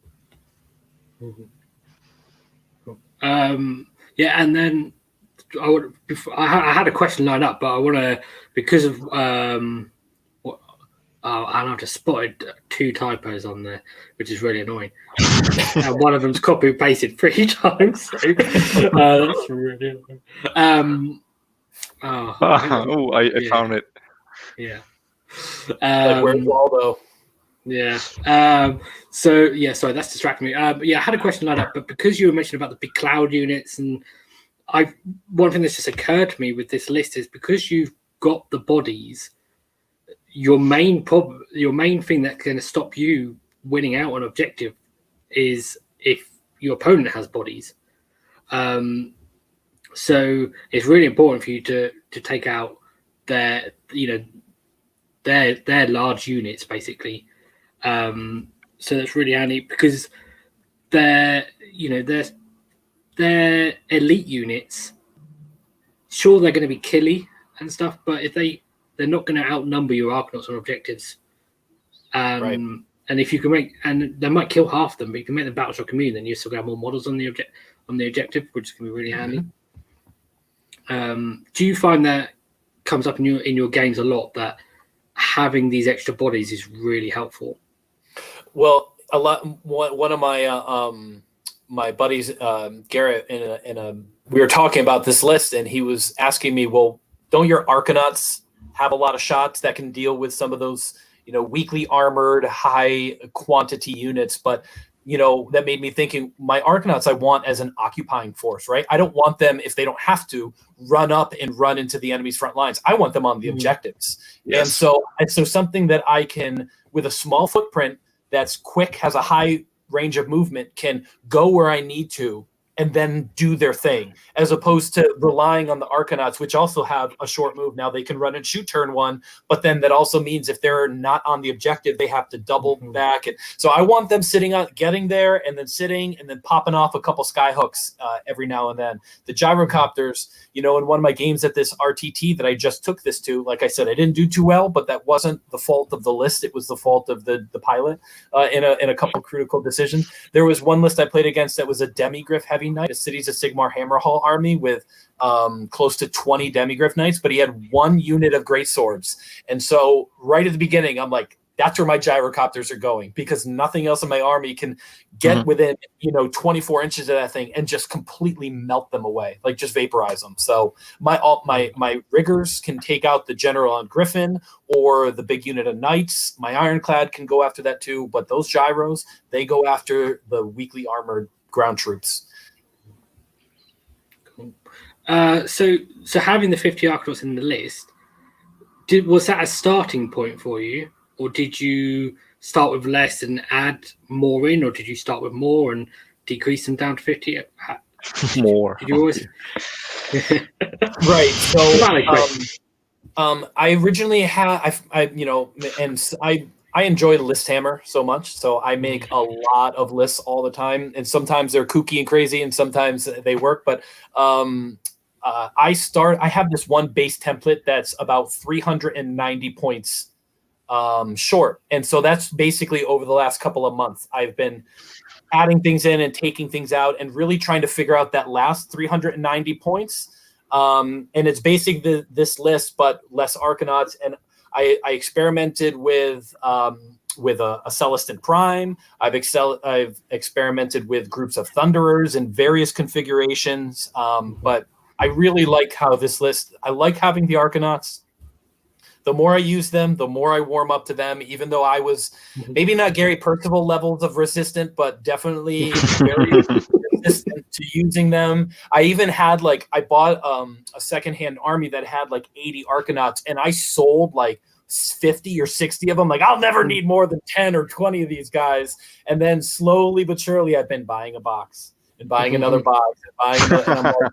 And I'm so I appreciate their stalwartness. Their efficiency on objectives where they want to be, and then so now I've been just fine tuning the last, so that's how this list has evolved. But then the Realm Scourge Rupture obviously being a key part of that. Yeah. One really handy thing about the Realm Scourge Rupture that we didn't mention is the half movement of any type of unit. So unlike the Navigator, which is limited to flying units, we mentioned with Shaw's list for how it wouldn't work on a Stonehorn, whereas the Realm Scourge Rupture will. So that's handy. I also like how it physically blocks a space. So if you can see not necessarily a mistake in your opponent's deployment, but maybe a weakness. Maybe they positioned, I have played a game against a friend of mine who had a big unit of pigs, Ironjaw pigs, and right in between two terrain features. So I was able to, this is a time where I did redeploy and then drop that Realm Scourge Rupture, totally took his pigs out of the game, and then dropped 2 Thunderbolts on his cabbage. So now he's quarter moved. And, at that point, I'm not really worried about the double turn, because his double turn is going to be severely hindered. Or he gives me the turn, and then, that's just sort of basically what I want. Mm-hmm. You don't want to be double turned by a shooting army. Does Navigators say until your next hero phase? For the move? Yes, penalty? yes, it is. Damn. Yes. I've only ever used it to force crush gun haulers. So, against other Urbaz, just force crush. You just realize it's much better than you thought it was then. Yeah, I don't use Navigators too much personally. I like them a lot, but most of the people I play against don't actually use flying, so it kind of sits there. The thing I wanted to point out, I realized this, is the fact that the nature of the army against big stacks is people tend to string out for zoning, right? Just by nature of they want to stop us from flying high. So you're going to run into situations with gyros where it's, or gyros. Anyway, the Gyrocopters. Gyrocopters. Yeah, you're gonna run into situations with them where it's like, oh man, they had a 40 block, but they're strung out, so I can't really use them. You know what I'm saying? Like I had the last game when I was talking about with the Seraphon player, he had 50 skinks and 40 Saurus warriors, and I was thinking, oh man, Copters would have been great there, but then I was like, oh, he also strung them out completely, so there was never actually a situation, and he was a really good player. So I'm like, oh, as you get to the higher tables and as people play against KO more, you might run into situations where the Copters are just never having their ideal. That said, there's going to be people who are going to put 40 dudes on one objective, and you're just going to be like, okay, cool, I'm just going to delete that. So I think it's a great addition. But I think moving forward, you're going to start noticing that it's going to be a little bit harder to get the maximum just because of KO being the way it is. Like, people are going to start screening and they're going to spread out. And that I like the list. I've said it before, and we've talked about this list a lot. So I mean, I think we have. Yeah. Thank you, buddy. So maybe one additional note on the gyros is, even if there's no hordes in your opponent's army, free gyros are a free source of mortal wounds. Yeah, because it's true. Per game they can drop bombs on a 2+ D free. If you roll lucky, that's 6 mortal wounds, 9 mortal wounds. That can kill a hero, and with 16-inch move, they can go and run. They can even do it after they run. So potentially, you can do a 22-inch run across someone and then bomb them. And it's 12 wounds for 180 points, just sitting on an objective. Best case scenario. It's always sit good. Them on a normal, they just sit there and incredibly cost effective. So it's never really a bad option. The other thing that go ahead. I'm sorry, Lee. I was going to say, do you think there's any value if you have them in a list and someone does have a big block of 40 models, that the fact that they then spread them out means that they haven't just put 40 models on an objective? Because do you think that actually in some ways favours you because they've got less models on the objective potentially? But they only need one. I do it differently. It depends what it is. If it's clan rats, okay, they're there as a screen. If it's marauders, they won't charge. Okay, can we stop a marauder charge with our Gale Force stuff? I'm not sure, because they do their auto charge anyway. But best case scenario would be you stop them from charging. They're like stuck in front of your ironclad, and then you go in, because then they're all masked up because they want to go and charge you, and then you go in as a counter move with the gyros and blow them up. Nah, you're right. So actually, that was original. The thought I had. I think when we were pitching this idea was, if you put the ironclad right in the center, and they move up with their horde units, then they're going to be around your ironclad. The ironclad can fly away, and then you just move your gyros up, and you're just like, hey, take some steam blasts. Yes. Obviously, I approve of gyros because it was my my idea to put them in the list. I don't know. Sorry, because I was away for a second. Have you talked about the Realmscore rupture? Yeah, we did. We went over everything what it does. It's not a downside if you take the double, because it can only move forward.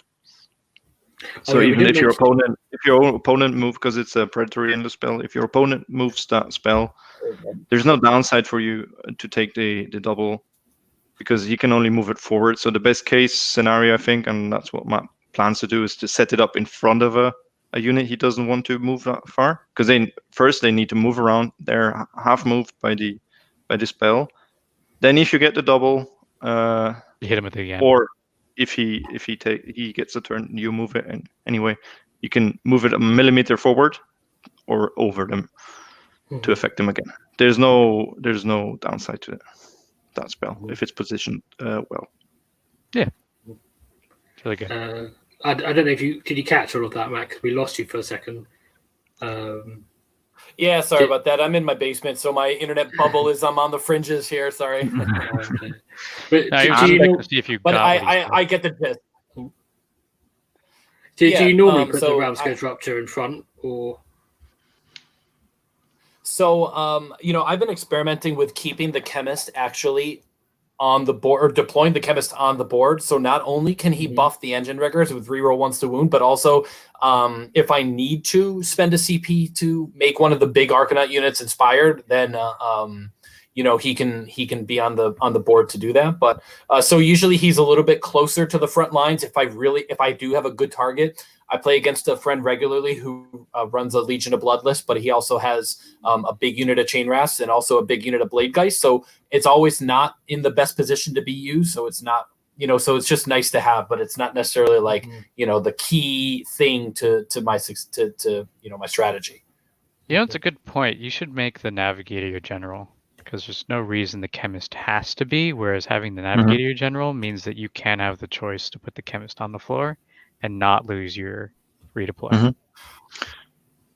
Oh, yes, of course. Like, yeah. That's I mean, other than the fact that, because the the Thunderbolt's a 36-inch range. So, I mean, unless, that's a great point, man. Yeah, it's one of the good things about the Navigator is it's one of the heroes that you can just deploy in your deployments. Like 36-inch threat range is huge. So I don't know if what you guys were talking about while I dropped is that basically you're talking about the Realm Scourge Rupture, correct? That there is no downside when you lose priority because it can only move in one direction. So even if your opponent moves it or doesn't move it, it still affects the unit that it's placed in front of.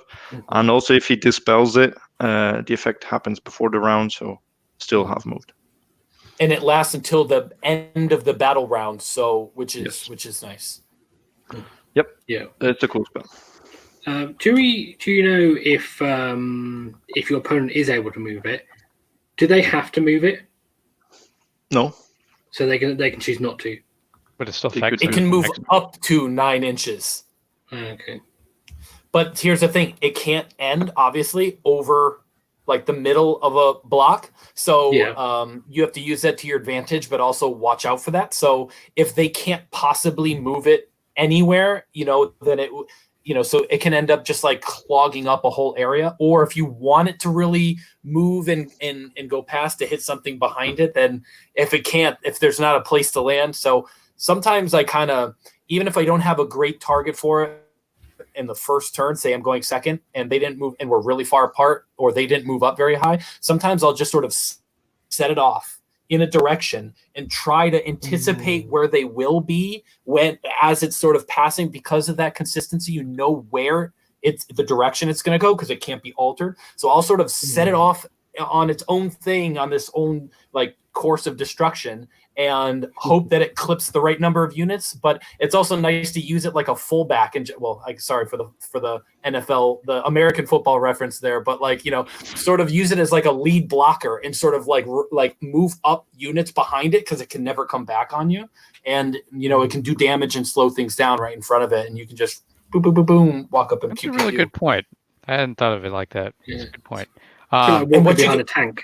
And I'm yes, exactly. And sorry, I don't mean to. And one other thing is, I've also, if you do have the Chemist in the Ironclad and you do want to use it, you can also use it as a screen. So you don't have to set it up so far away. So you can literally set it up, more than 1 inch away, so you don't get hit with it. But basically, it's like a screen in a bottle. Like you can just as a physical blocker, right? And so that's also if that was ever a situation where that would be helpful, you have that option. So what happened against the ponies and why didn't it work? Okay, so let's get one thing straight. I played against Caleb Walters, which I don't know if anybody. He's I play against him a lot, so I know him. Yeah, he lives in my my neck of the woods here in just outside of the DC metro area in USA. A fantastic player, plays Zinch a lot, but he was playing a Ossiarch Bone Reapers list with Arcan, Catacross, 10 Mortec Guard, and then 2 units of 15 of the Death Riders. And we were playing on shifting objectives, which gives bonuses to battle line. He had 4 drops. I had 4 drops. I won the roll, and so I gave him first turn. And then he just, his list, he has 3 up saves. He's rerolling ones on units of 45 wounds that move really fast. And he can also bring back entire horses, like 4 or 5 of them a turn. And so I was able to recognize that early and tried to focus down one ironclad. I made the mistake really of just sending my ironclad off in a corner. I wanted to try to get a couple of pot shots in on Catacross so I could bring down the range of his abilities, but it didn't work, and I left my army at that point open to battle shock. And him being just a really, really great player took advantage of that and then just played those objectives. I wasn't able, had I been able to use the carbines, I probably would have been able to focus down an entire unit of Death Riders, and then only have one other threat to deal with, which I could use the Gale Force staff and my clouds of Arkanauts to my advantage, to keep him sort of bottled up or contained. But I am really glad. I forgot that they can add 3 inches of movement very easily, and that almost, like, I'm talking within a half an inch, bit me in the ass because he was almost able to get a charge off, and he had and to get a really good charge off. But luckily, I was able to. He had moved in just into 12-inch range. And so he would have needed his double sixes. But I was thinking of deploying a little bit ahead, thinking I had that well on lock. And then he was like, "Oh, I'm going to add 3-inch movement." And I was like, "Oh my gosh!" I was sweating there for a quick minute. Uh-huh.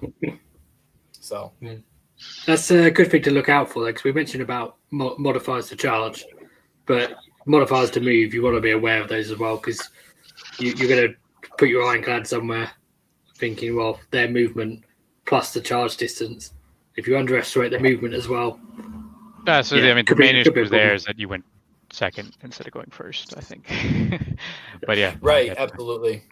Yeah. So yeah, I think we covered this list now. So let's move on to the next one, which this is yours, Carlo, I believe. Do you want to talk us through it?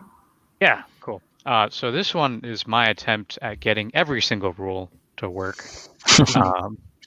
And so we this one actually does it, but not fantastic. And this, do I have 2 chemists or 1? Okay, this is post GHB. Okay.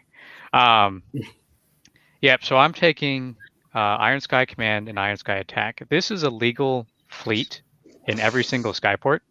I'm just pointing out, and this is a 2-drop, I believe, in every single skyport. So we have 3 heroes that fit in the regular Iron Sky Command, and then the Admiral, which is the +1. 1 Arcanaut company comes with command, 2 comes with attack squadron, the 3 Riggers come with command, and then the 3 boats.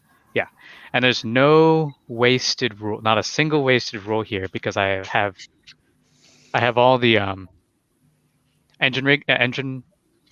great engine works, whereas like in Zilfin you might have 1 extra. Starts with 2 CP, Warp Lightning Vortex. So yeah, there's no wasted bonuses here. It's a 2-drop. And then so talking about the I'll get into the rules by talking about the army a bit here. So the play here is to really lean into the Ironclad with the last word, the redeploy, and Warp Lightning Vortex. So what does this do that Zilfin doesn't? Basically it's the option of doing things with the Gale Force Stav. So like what I usually do, depending on the enemy army, I will put my Ironclad 9 inches away, 13 inches away, 13 inches away, not 9 inches. Sorry, no, basically 11.5. That's where you want to be. Right. Why 11.5? Yeah, just inside of 12, so you get all your actual things off. And then you'll drop the Warp Lightning Vortex on your first turn. If they have a really like an aura-centered army where they have really condensed and you can find it, Warp Lightning Vortex drops wholly within 13 for the first one, I think. So you can always put it right in front of them. So, I don't really need to explain why Warp Lightning Vortex is great, because we all know that. But what can you do here separately? Well, in Iron Sky Attack, you can actually abuse that run and shoot. Whereas normally in Iron Sky Attacks, you have this issue where if you run your frigate forward, you can't shoot unless you have an admiral to be spending the CP to do that. But you can't fly high and redeploy for Iron Sky attack to get the arcs out.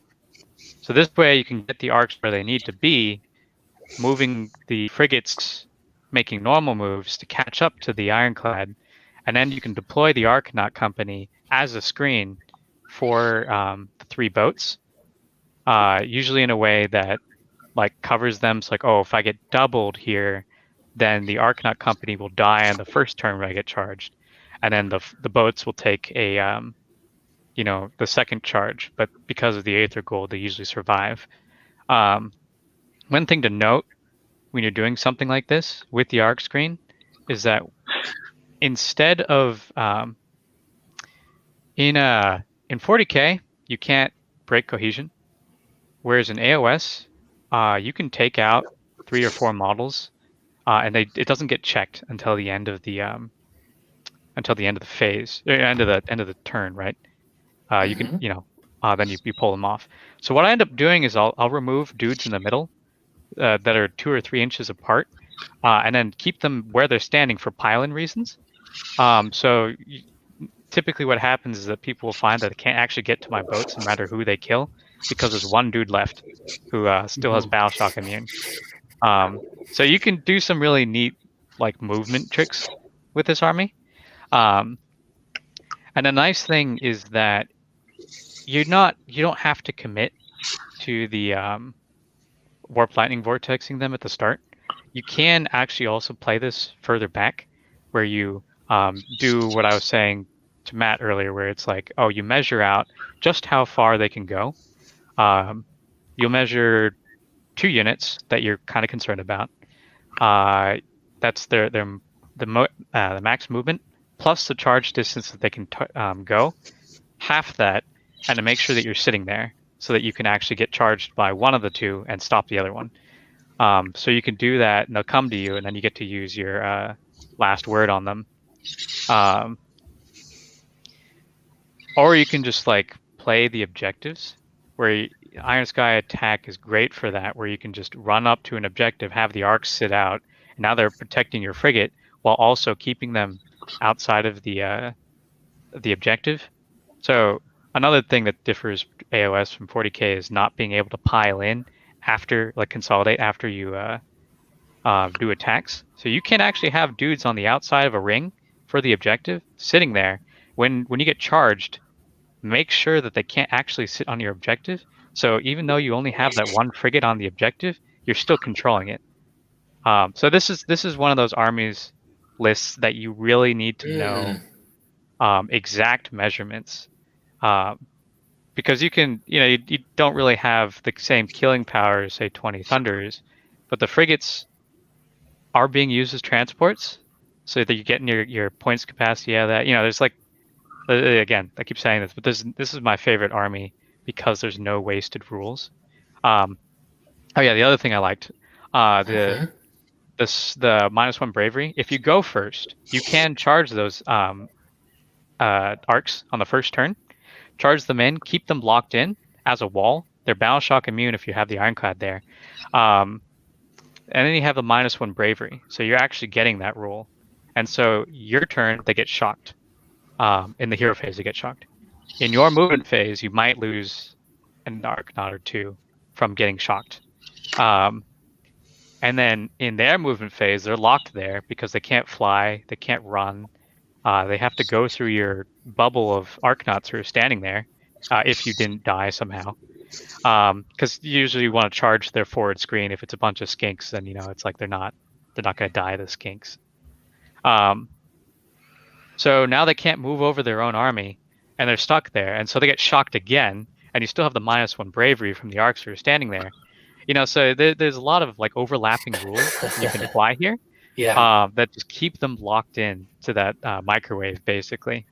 And meanwhile, you're just scoring objectives. And picking apart the edges with your ironclad and all your other ranged weapons. Yeah. So there's a lot of different options you can lean into. So this is I know the game. I know movement. I know what your army does, so I need to play around what your army does. So this is like a,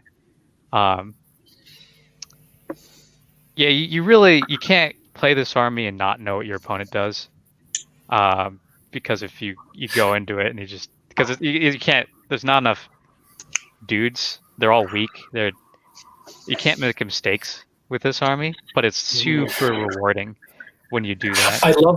I love how this army just feels like it's too smart for me to pilot. And So you that know, means in the hand of a skilled pilot like yourself, you're going to be able to get the absolute most. This list has to be piloted by somebody who's just really smart and cerebral about the game, and I know that's why I know maybe I wouldn't be the great pilot for it, but in the hands of a skilled pilot, I'm sure it's devastatingly surgical. Yeah. So you remember we talked about Greg before. He's one of the dudes, the best.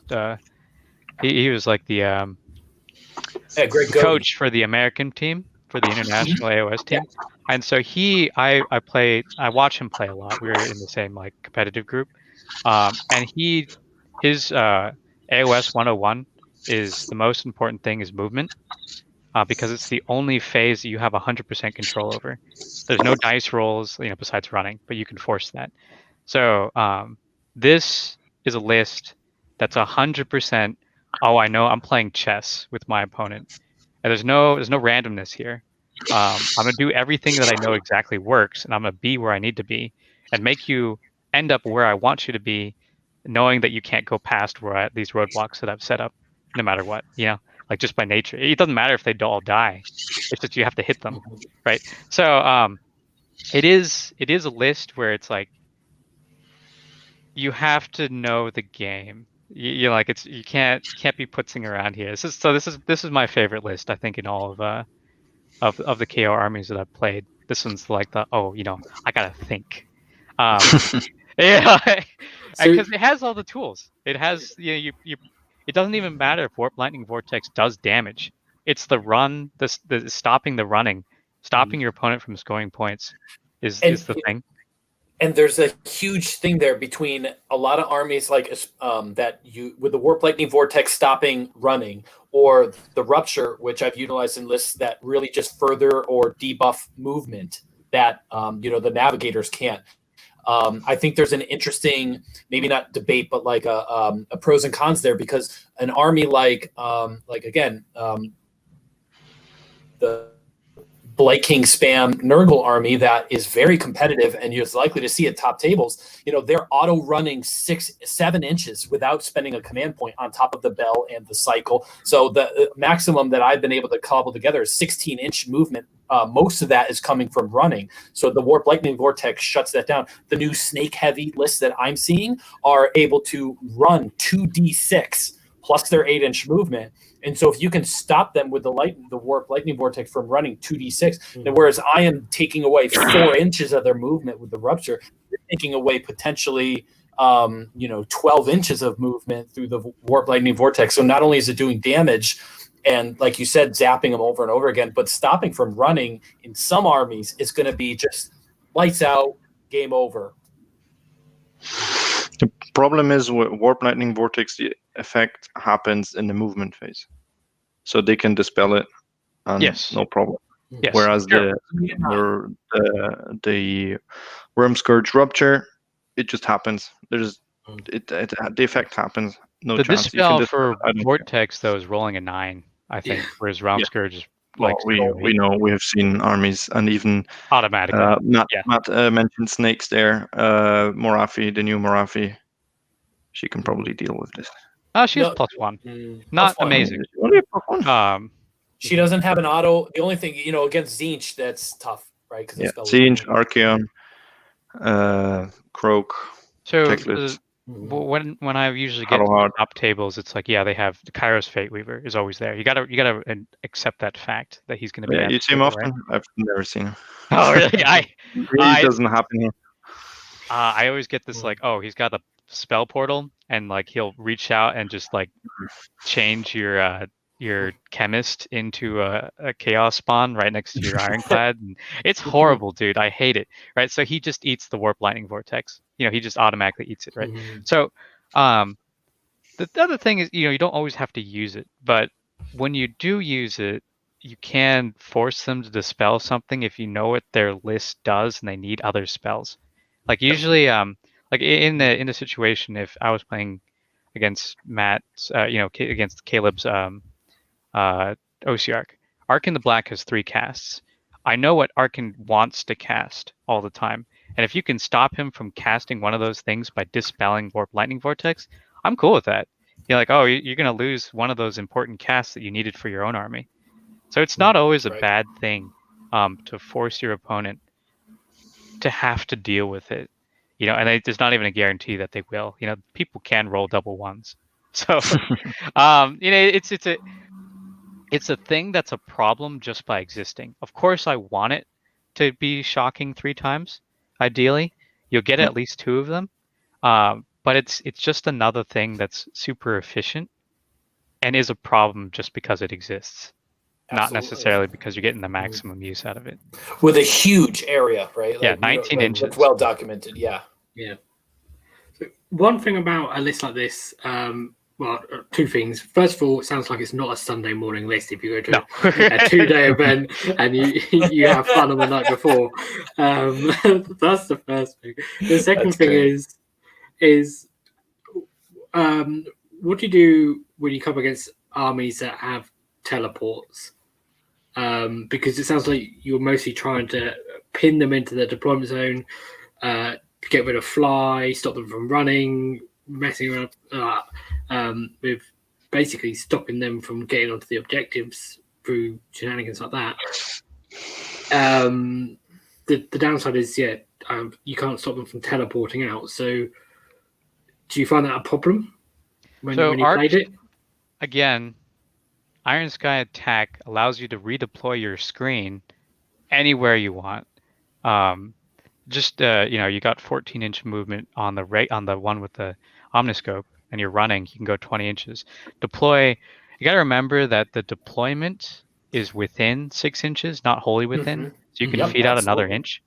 You can put this anywhere you want, and again, when they charge off of that redeploy, they have to go into your arcs, and your arcs are going to be 3, either 1 inch, within an inch actually. If they have a really small model count, you want to just drop bombs on them. They can be 3 inches out, so they're just never going to be in combat with your boat, or they can be 6 inches out, where they're just never going to be on the objective. So you gotta. I'm not super worried about redeployment unless it's KO. But when I played against KO with this, I kind of just shot them to death because you can tap a whole bunch of different targets. And playing against KO is actually different conversation, so I'm not going to talk about that. Yeah. But it's like, so what else can redeploy?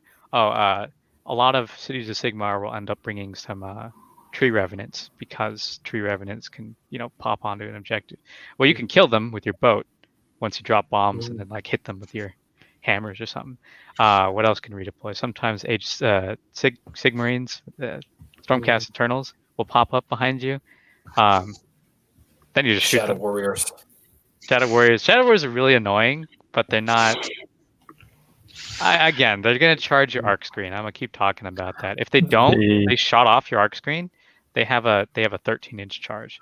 The new Shadow Stalker Warband can do it, but we don't know how many points. Yeah. I was thinking stuff like Zinch and Seraphon. Seraphon can pick up, like 9 salamanders, or 3 salamanders, whatever the 12 unit is, and put it right next to you, which does suck. But if you lose a frigate, it's not a huge deal. They can't kill the Ironclad. If they too shoot far the away. Ironclad, yeah. With screening properly, right? Yeah. Mm-hmm. So the TLDR is that you have the tools to mitigate it. Yeah. If you know what the opponent does, and you know what they're probably going to do, then you can play around it. You have the tools to do that. Mm-hmm. It really does we can't really just say, oh yes, there's 3 salamanders, because it depends on what the rest of the army does. Of course. If I can ask one question, the thing that really pops out at me is, and maybe this is a little bit obvious for some, but the inclusion of the admiral, first of all, because that's a sort of something that's so brave and so controversial, is including an admiral in KO but also having it be the fourth character, if that's how you want to look at it, with the, you have the hammer master, the chemist with the spell, and the navigator with the staff, obviously. So, the Arcana Admiral being sort of the one that would be not only included as sort of an off choice, but also as a fourth character outside the Iron Sky Command. Just thinking about it being 120 points, you got 130 points, so you could do so many things with those 130 points. You could buff up the engine riggers, buff up a unit of Arkanauts company, but sorry.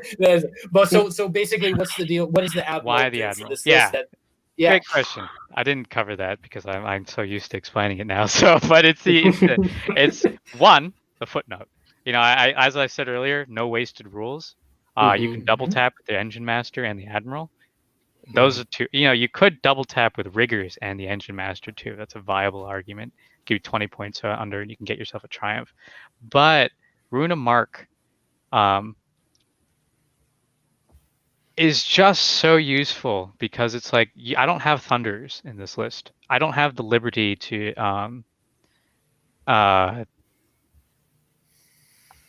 gold cycle in the way that I typically like to in Urbaz. So the only way to get the Ironclad to get a second Aether share is to use Rune of Mark. And in certain situations, I can very much guarantee that by putting the Ironclad in a position where it's going to be the closest thing to get it. And then sometimes not even giving the Arkanaut company that might be a screen. It's not actually the worst thing you can do in terms of giving them the Aether gold to reroll saves again. Because sometimes they need to reroll saves in the shooting phase. Which can be huge, right? Like you can get, as I said, it's one thing to get shot off and then charged afterwards. So rerolling the saves in the shooting phase means you can reroll again in the combat phase and still have some arcs left in your turn or their turn to retreat, provide a second screen. It's just Rune of Mark is up there in my top 4 artifacts in this army. And the Engine Master, if I didn't have the Admiral, would not have an artifact that I care about. You could alternate it, like in the pre-GHB, instead of the Engine Master, I had a second Chemist, where I took vent plates. And the really cheeky thing about this list is that you can, if you're reading vent plates raw, deploy the arcs in a screen around your Ironclad and the frigate, and actually give all the arcs have a -1 to hit the entire time. So now you have the screen that has rerolling saves and the -1 to hit, and you're taking the raw, so they're just never going to die.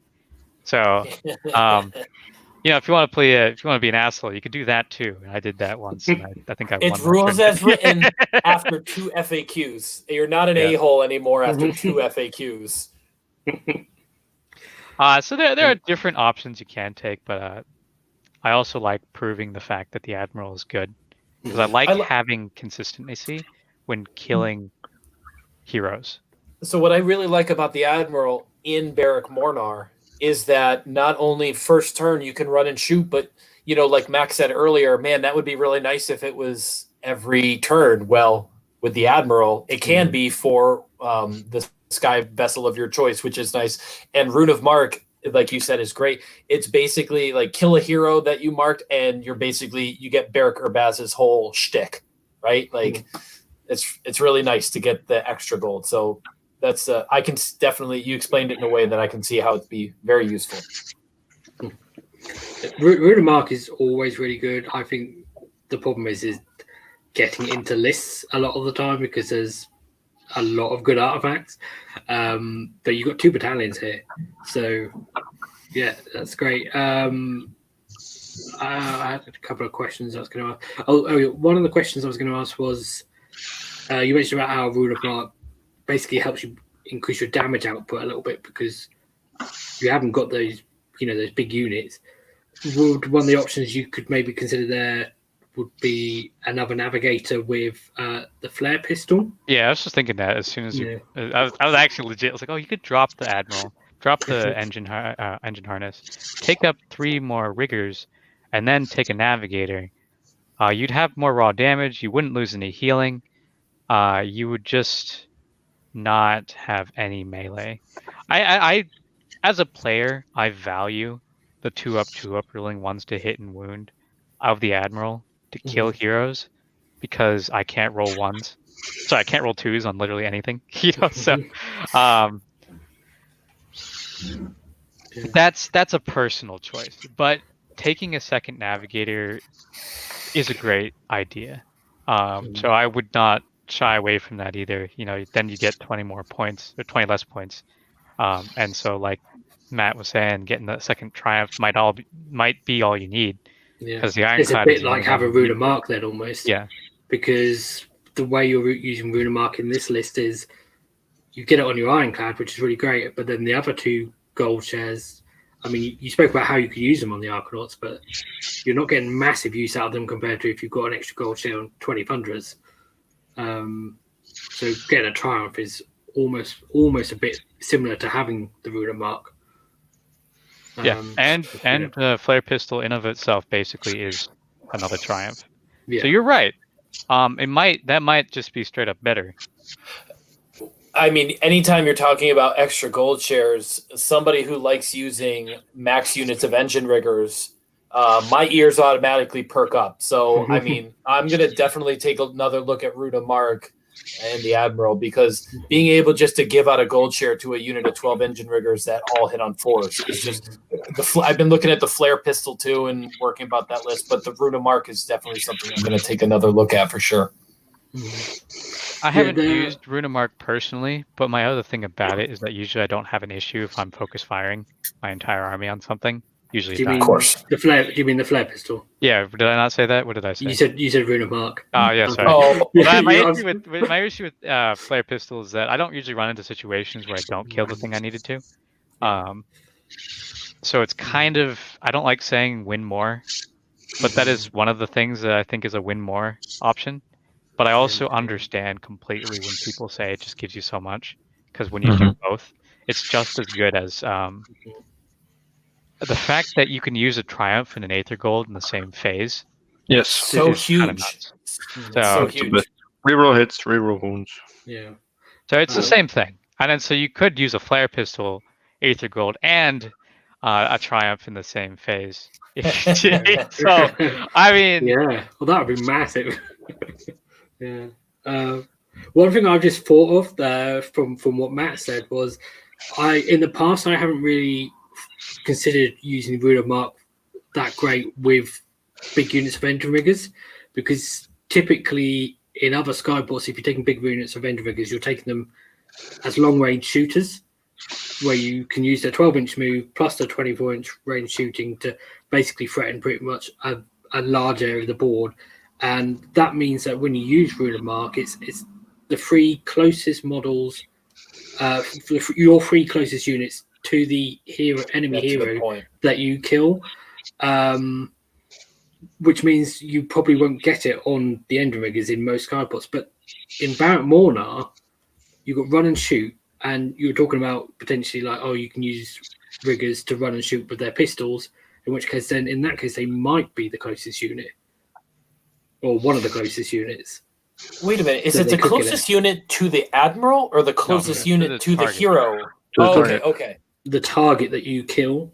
Gotcha. So if they're sitting behind a screen in the back of the enemy's deployment, then it's just whatever's closest to that, which it's really good with fly high because you can drop in and just make your units close. But riggers are, if you're using them long range guns, are probably not going to be close. But if you're running shooting with them with pistols in 1R, then they could be the closest thing, or the second or third closest thing, because it's 3 units to get it. So it's like a Diablo boss that when you kill, he shoots out a bunch of gold and loot. Yeah, exactly. Not so much like an admiral handing out like "good job, boy," like pat in the back. Okay. No, it's like you go, that hero over there. He's got all the jewelry and the gold medallion. Let's get him, boys. Like, kill him, and then you can get his gold. Okay, I gotcha. Yeah. For some reason, I was just thinking in my mind the 3 closest to the admiral, and I was That make more okay, sense. well, yeah, That would be yeah. almost better. Yeah, that would be a lot more easier to use, wouldn't it? But yeah, I like unfortunately, it's not. I like the flexibility also though of putting your admiral on the other side of the board, Mhm.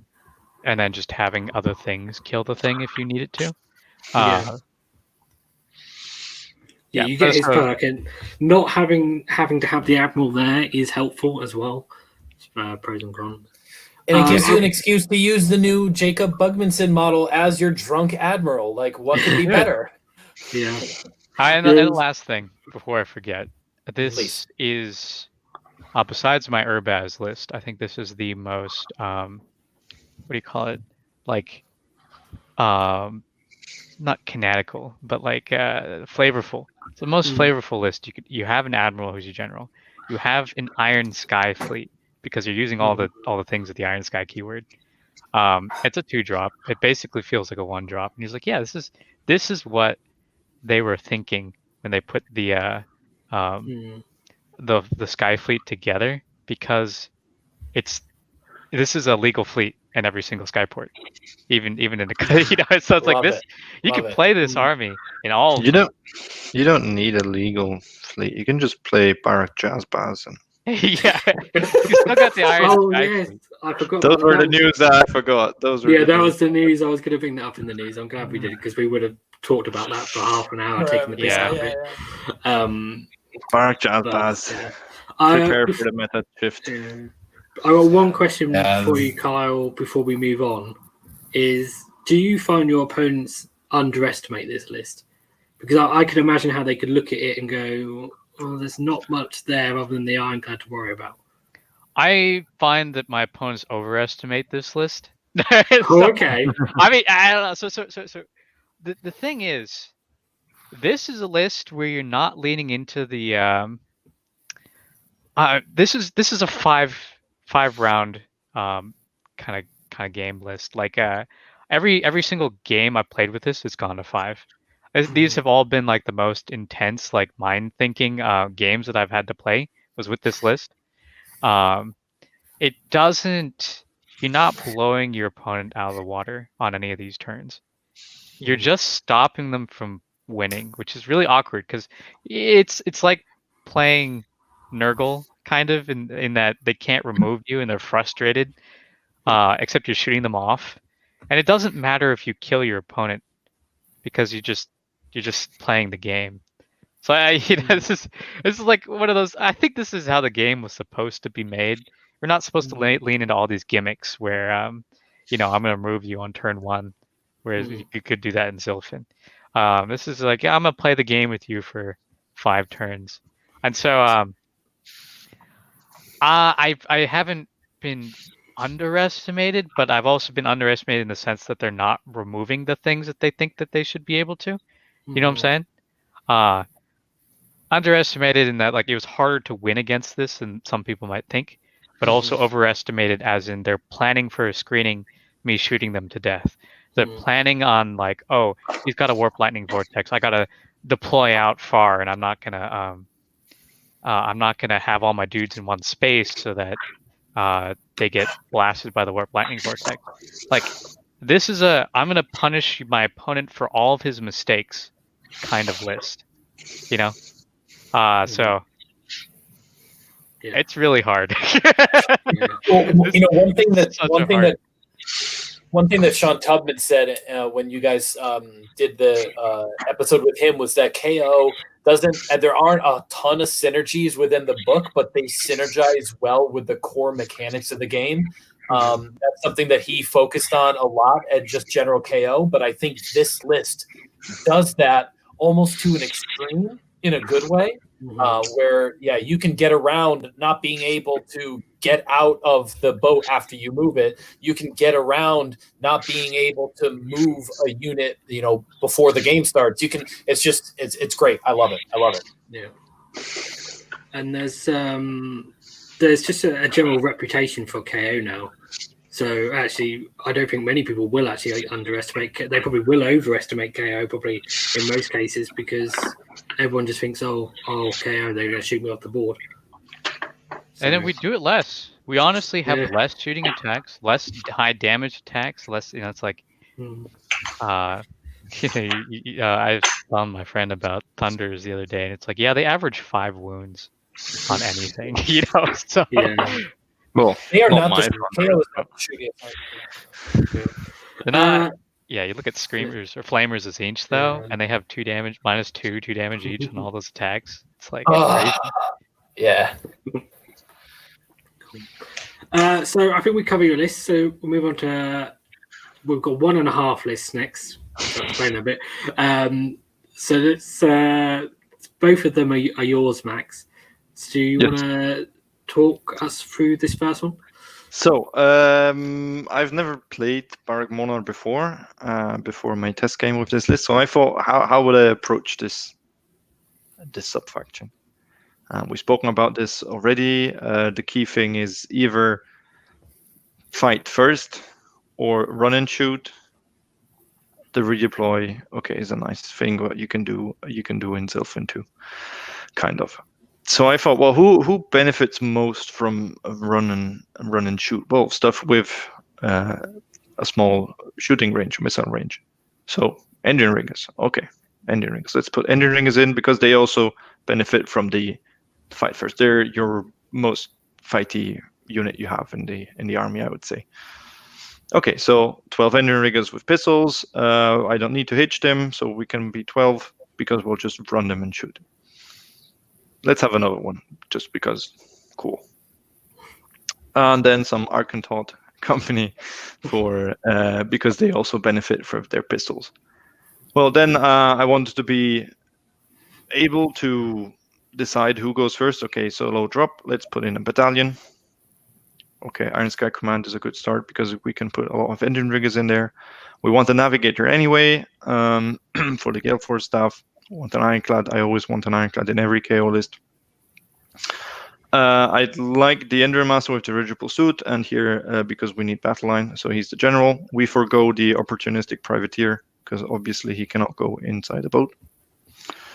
And then a chemist because I usually always start my lists with an Endurance Master, a chemist, and a navigator. My 3 go-to heroes for the Iron Sky Command. I don't know.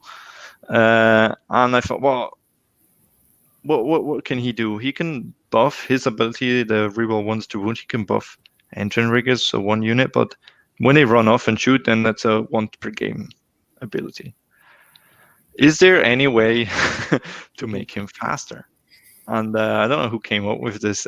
So I think I looked through endless spells in the app and like, what endless spells are there available to use? And what's this? What does even this thing do? And I read it. It is Days or Dies Arcanum is an Stormcast Eternal endless spell. It's 30 point. It's a little flying disc thing. You might have seen it, but I've never seen it in play anywhere.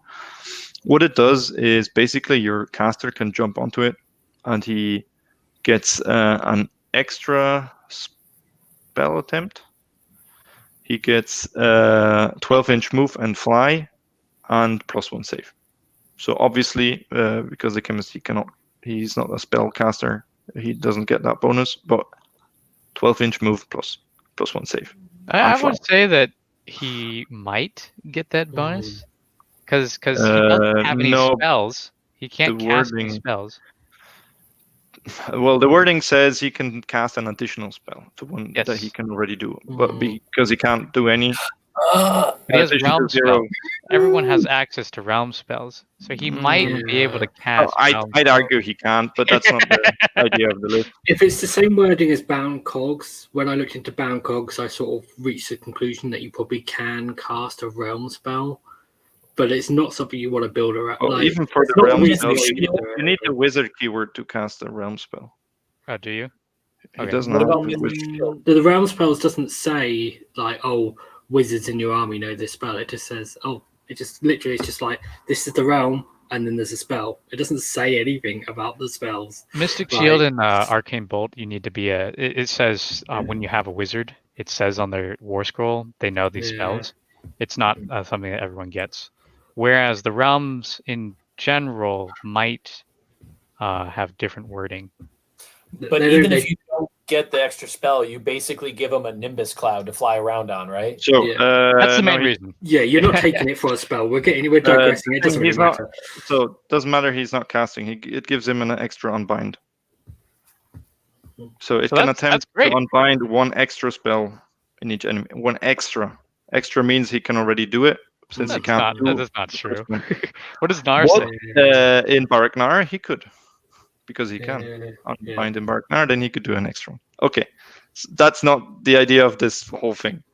Yeah. It's 12-inch move, flying, and +1 to save is what you do. It's a 12-inch move, so he can keep up with one unit of Engine Riggers above them continuously. Reroll 1s to wound and shoot, and because the reroll 1s to wound is also in the fighting combat phase, so that's great. Okay. Also, nifty little trick. Usually, you want to keep the chemist inside the ironclad when you deploy because he's safer. -1 to hit, +1 save.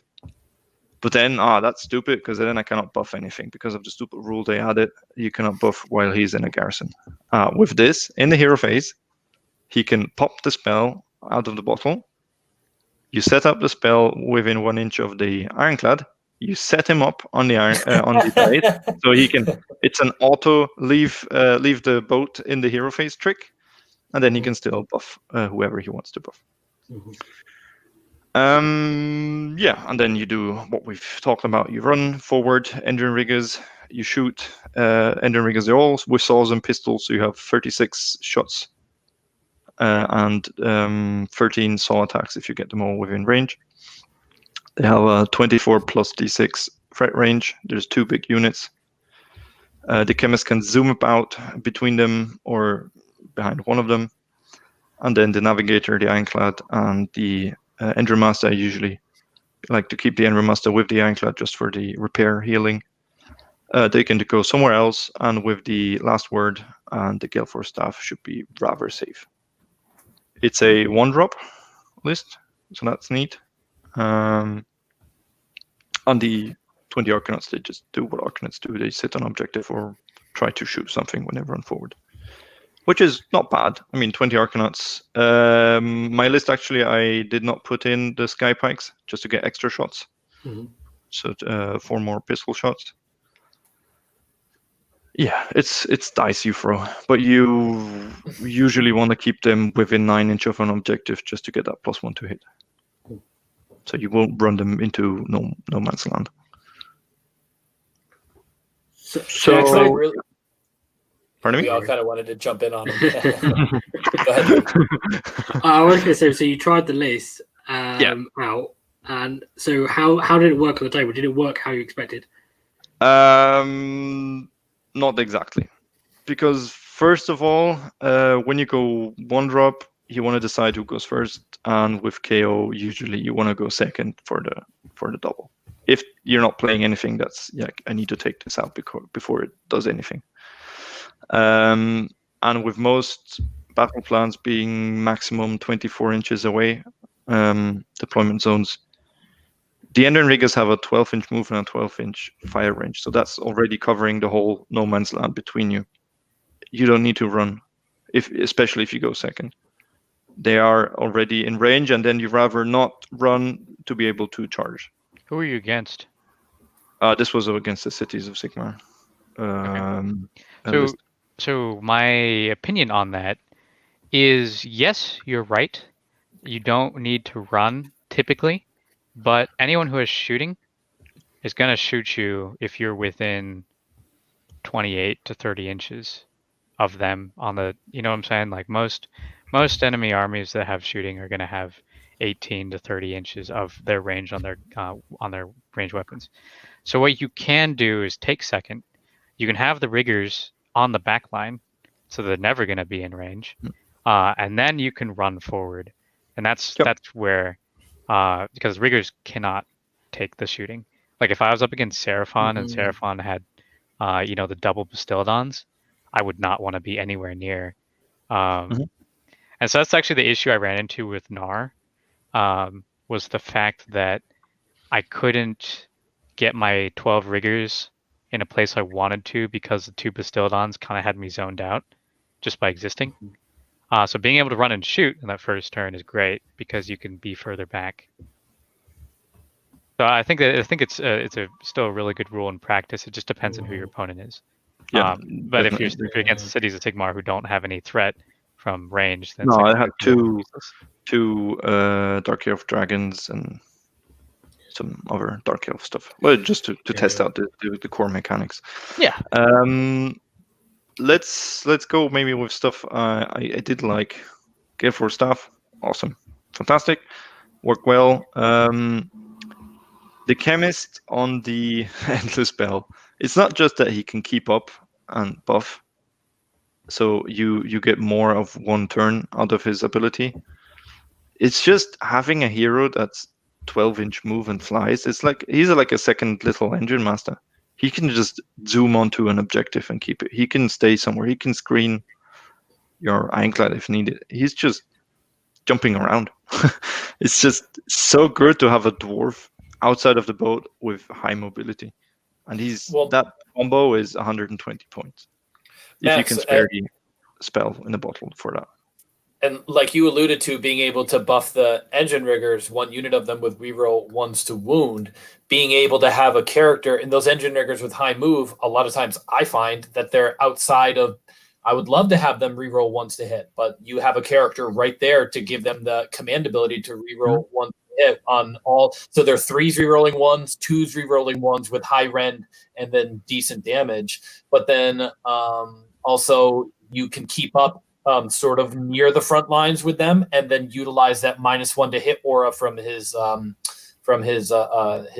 ability to do that as well. So those 12 engine riggers that are, anybody uses them are pretty squishy because they are 2 wounds with a 4-up save, but they're also very expensive. So, but being able to -1 to hit really can protect them as well. So I love it, man. I actually came up with this list, but completely different, but almost the same. So like instead of the Deus Arcanum, I had another navigator with the flare pistol, but 2 units of big engine riggers with all guns. But like it's almost, other than the spell in the bottle and the second navigator, it's the exact same list, but works completely different. Yeah, that's the one I had to come up with too. So also one thing the Daze does is it allows the Chemist to actually run and shoot his gun. Be in range. Because it's only 9 inches. Yeah. Like without buffs, it will do like 2 or 3 wounds. So it's not the greatest gun. Yeah. If you can spike. Ren 2 though. Ren 2, it can spike if you roll well, because you can roll first to see how many attacks, and then you can say, I'll use his goal to reroll all hits or wounds with that 14 shot you just rolled. Can you do that? Yeah, because you do choose to activate the Triumph before you make an attack. Deciding how many attacks you have is not before making the attack. Making the attack literally means throwing the dice to hit. Or selecting a target and then. I thought selecting a target is when is making an attack. So selecting a target is still when you're rolling the 3 dice. Well, I at least at the GTC, I talked to the TO and asked him, well, how is this? And he made use the Triumph before you roll dice. I was like, okay. Because I don't know how many attacks I'll have. I need to. That's always how I play him. Like, if I attack, I might use his gold for that. Same with the Holy Gun. When I looked into this in the past, I reached the conclusion that you work out. You can work out how many attacks you have first before using your gold, which is handy. Also handy on like the volley gun on the Ironclad. Yes, you're going to use it. There was something else I was going to say. I've never played it that way. Yeah. There was something I was going to ask. I can't remember what it was. I was going to say, actually, it wasn't really a question. I was just going to say, it's basically on the Chemist, that actually gives me a 27-inch threat range on what is normally a 4-inch move dude with a 9-inch range shot. Gun. 9-inch gun, a 4-inch range move, and you can actually hear Mhornar get him up to 20, and this get him up to 27-inch threat range. I mean, Yeah, it's it's like you gave him a Nimbus cloud. maybe it's just a meme, but it's a little Firma Rider Crook and it works with the chemist because it just says in the rules caster always, and he counts as a caster. It's a good +1 save. Yeah, it's a +1. He's on a free plus. Yeah, Then 3-up save, 5 wounds doesn't matter though. But just like, be clear, is that +1 save or counts as cover? No, +1 save. So you go for a stacks 2-up cover. save. Add 1 to save rolls, I think it says. Yeah, so then if you put him on cover as well, then he's on a 2+ save. Add 1 to save rolls, yes. Yeah. Add 1 to save rolls. So yeah, on the 2+ on cover. Very nice, Max. Yeah. Well done. So, but yeah, and I think Lee, you also have the second Yes, version. this is the why. I thought, well, This is why I said it's 1.5 list, because it's the same. You basically you had a list and you amended it.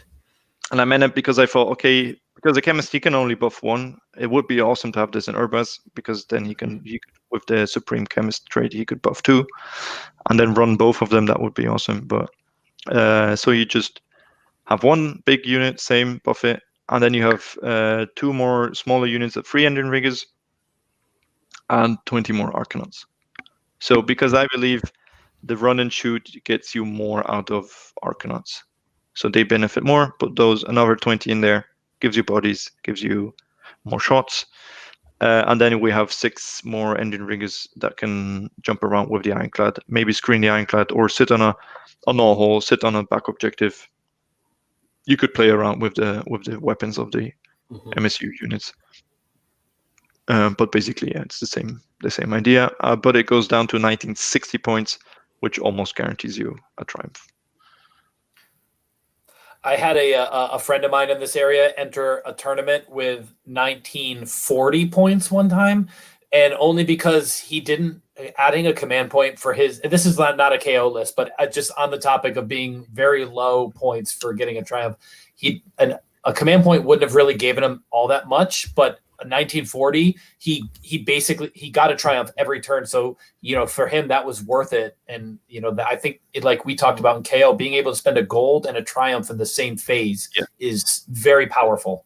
Triumphs are much more valuable for KO, I believe. Only thing is with the new Sons of Behemoths, a lot of their lists are 1940, 1950, around that.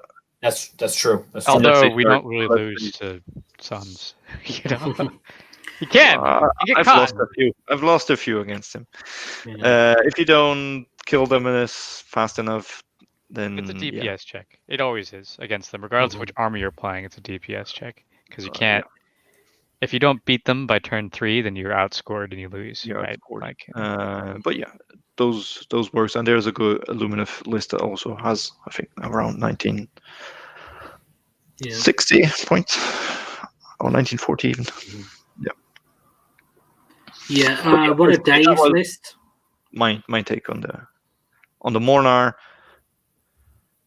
I don't know. I'm a Dilfin boy.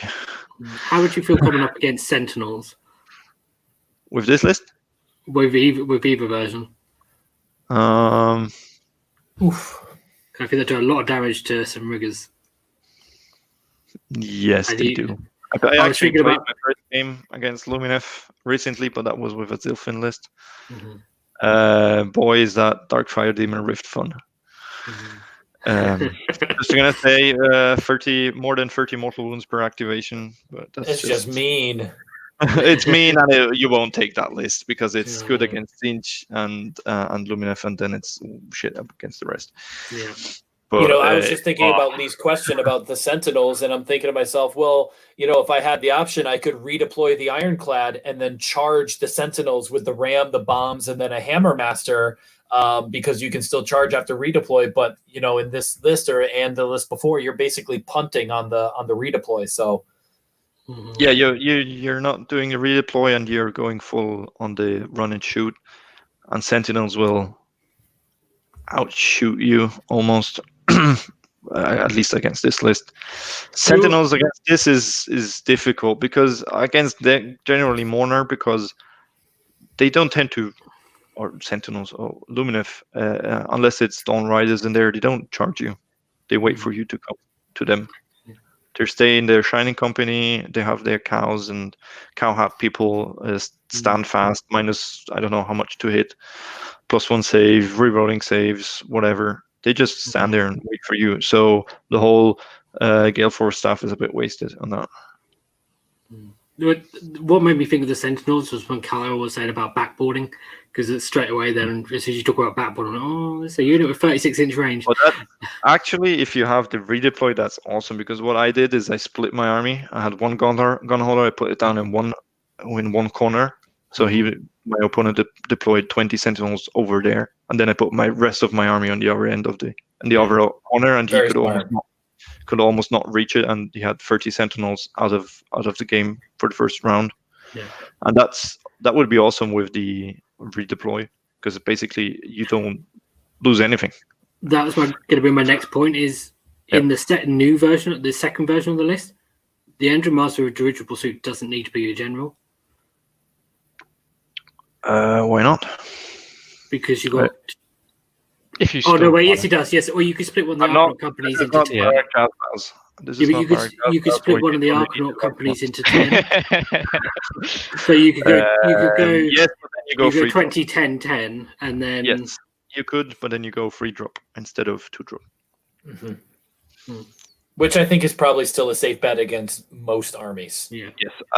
Usually my other list, I think 3 drop, I feel comfortable. 4 drop is still okay. I prefer having 3 drops. 2 drops means I lose out either on a gun holder or something else, or thunderers. So yeah. But yeah, it's fun. It's cool. It's Barak Mhornar. Maybe I'll have to test more. I'm not an expert on this, definitely. Well, and a lot of people ask me, well, like the sort of the meme, like, well, why don't you just play Zilfin? But like for me, when I was a new Kharadron player, I decided that I was going to read the lore of each Skyport first before I read the rules. This is with the old book, and I was going to pick maybe 1 or 2 Skyports that I like the lore, the feel of everything, the ethos of, and then I was going to look at the rules and make my determination. But when I read, every time I read something about Barak Mhornar, I loved it. I love the shadiness there, the fact that they're basically the Mos Eisley of Skyports from Star Wars, just like an illicit dealing hub of a black market. And they love to sort of push the envelope of rules as written, and sort of and not in sort of a battle tome sense, but just in a lore sense of contracts and the rules between them. And as a big New England Patriots fan and American football, having a coach that is notorious for pushing the envelope on rules and sometimes getting his hand slapped with coming too close to the edge of those rules and what was intended and what, I just love that whole shtick. So, and then I was like, okay, the rules are good too. So, yeah, I'd say out of all Skyports, Mhornar is in the top 2, even 3. It's probably the coolest one from a lore perspective, I think. I don't like it. They're too evil. They're the bad guys. They're like almost chaos dwarves. They're like, nah. They're they're just on the right side of the line at the moment.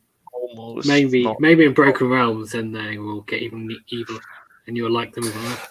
Somebody mentioned one time, I don't know if it was in one of the chats, but they said that there was a section where they read about the Barak Mhornar whenever they enter, or another Skyport wants to do some dealings with Barak Mhornar and come into the Realm of Shadow, that they are escorted to their Skyport and surrounded by like a black mist. Does anybody know where that? I think it's in the Battle Tome. I think it's in the new Battle Tome. They said so. Because no one exactly knows where Barak Mhornar is. Yeah, exactly. Only they know. It's like a hidden, almost Alibaba kind of way, hidden home base. Right. They actually moved the port. Like, it used to be in a location where all the other ports knew where it was, and then they moved it to somewhere surrounded in shadow, is I think what it says, which is probably old move.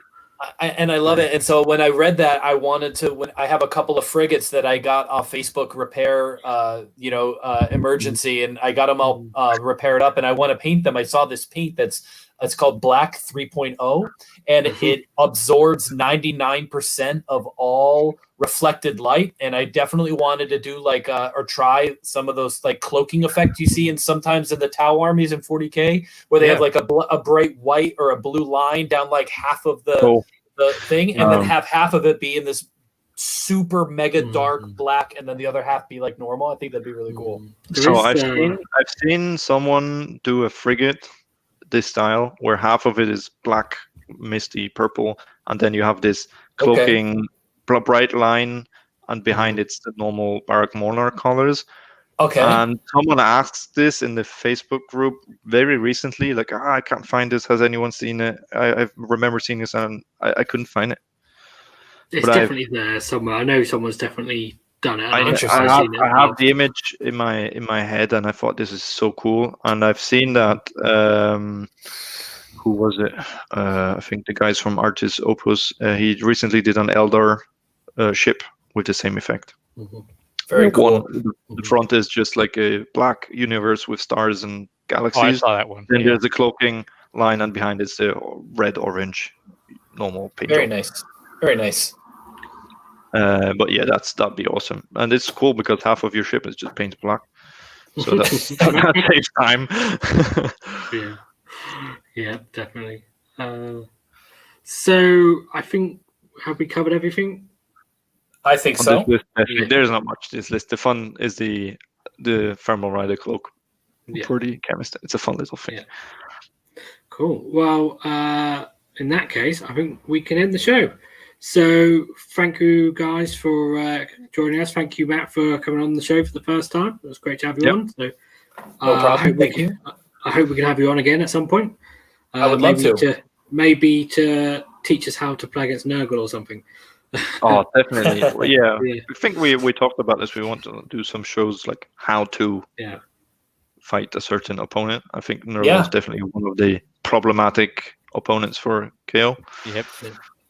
Well, I'd love to. Thank you so much for having me. I had a great time. I'd love talking with you guys, and until next time. Cool. Yeah. Excellent. Thank you very much. And thank you to everyone that watched, anyone that participated in the chat.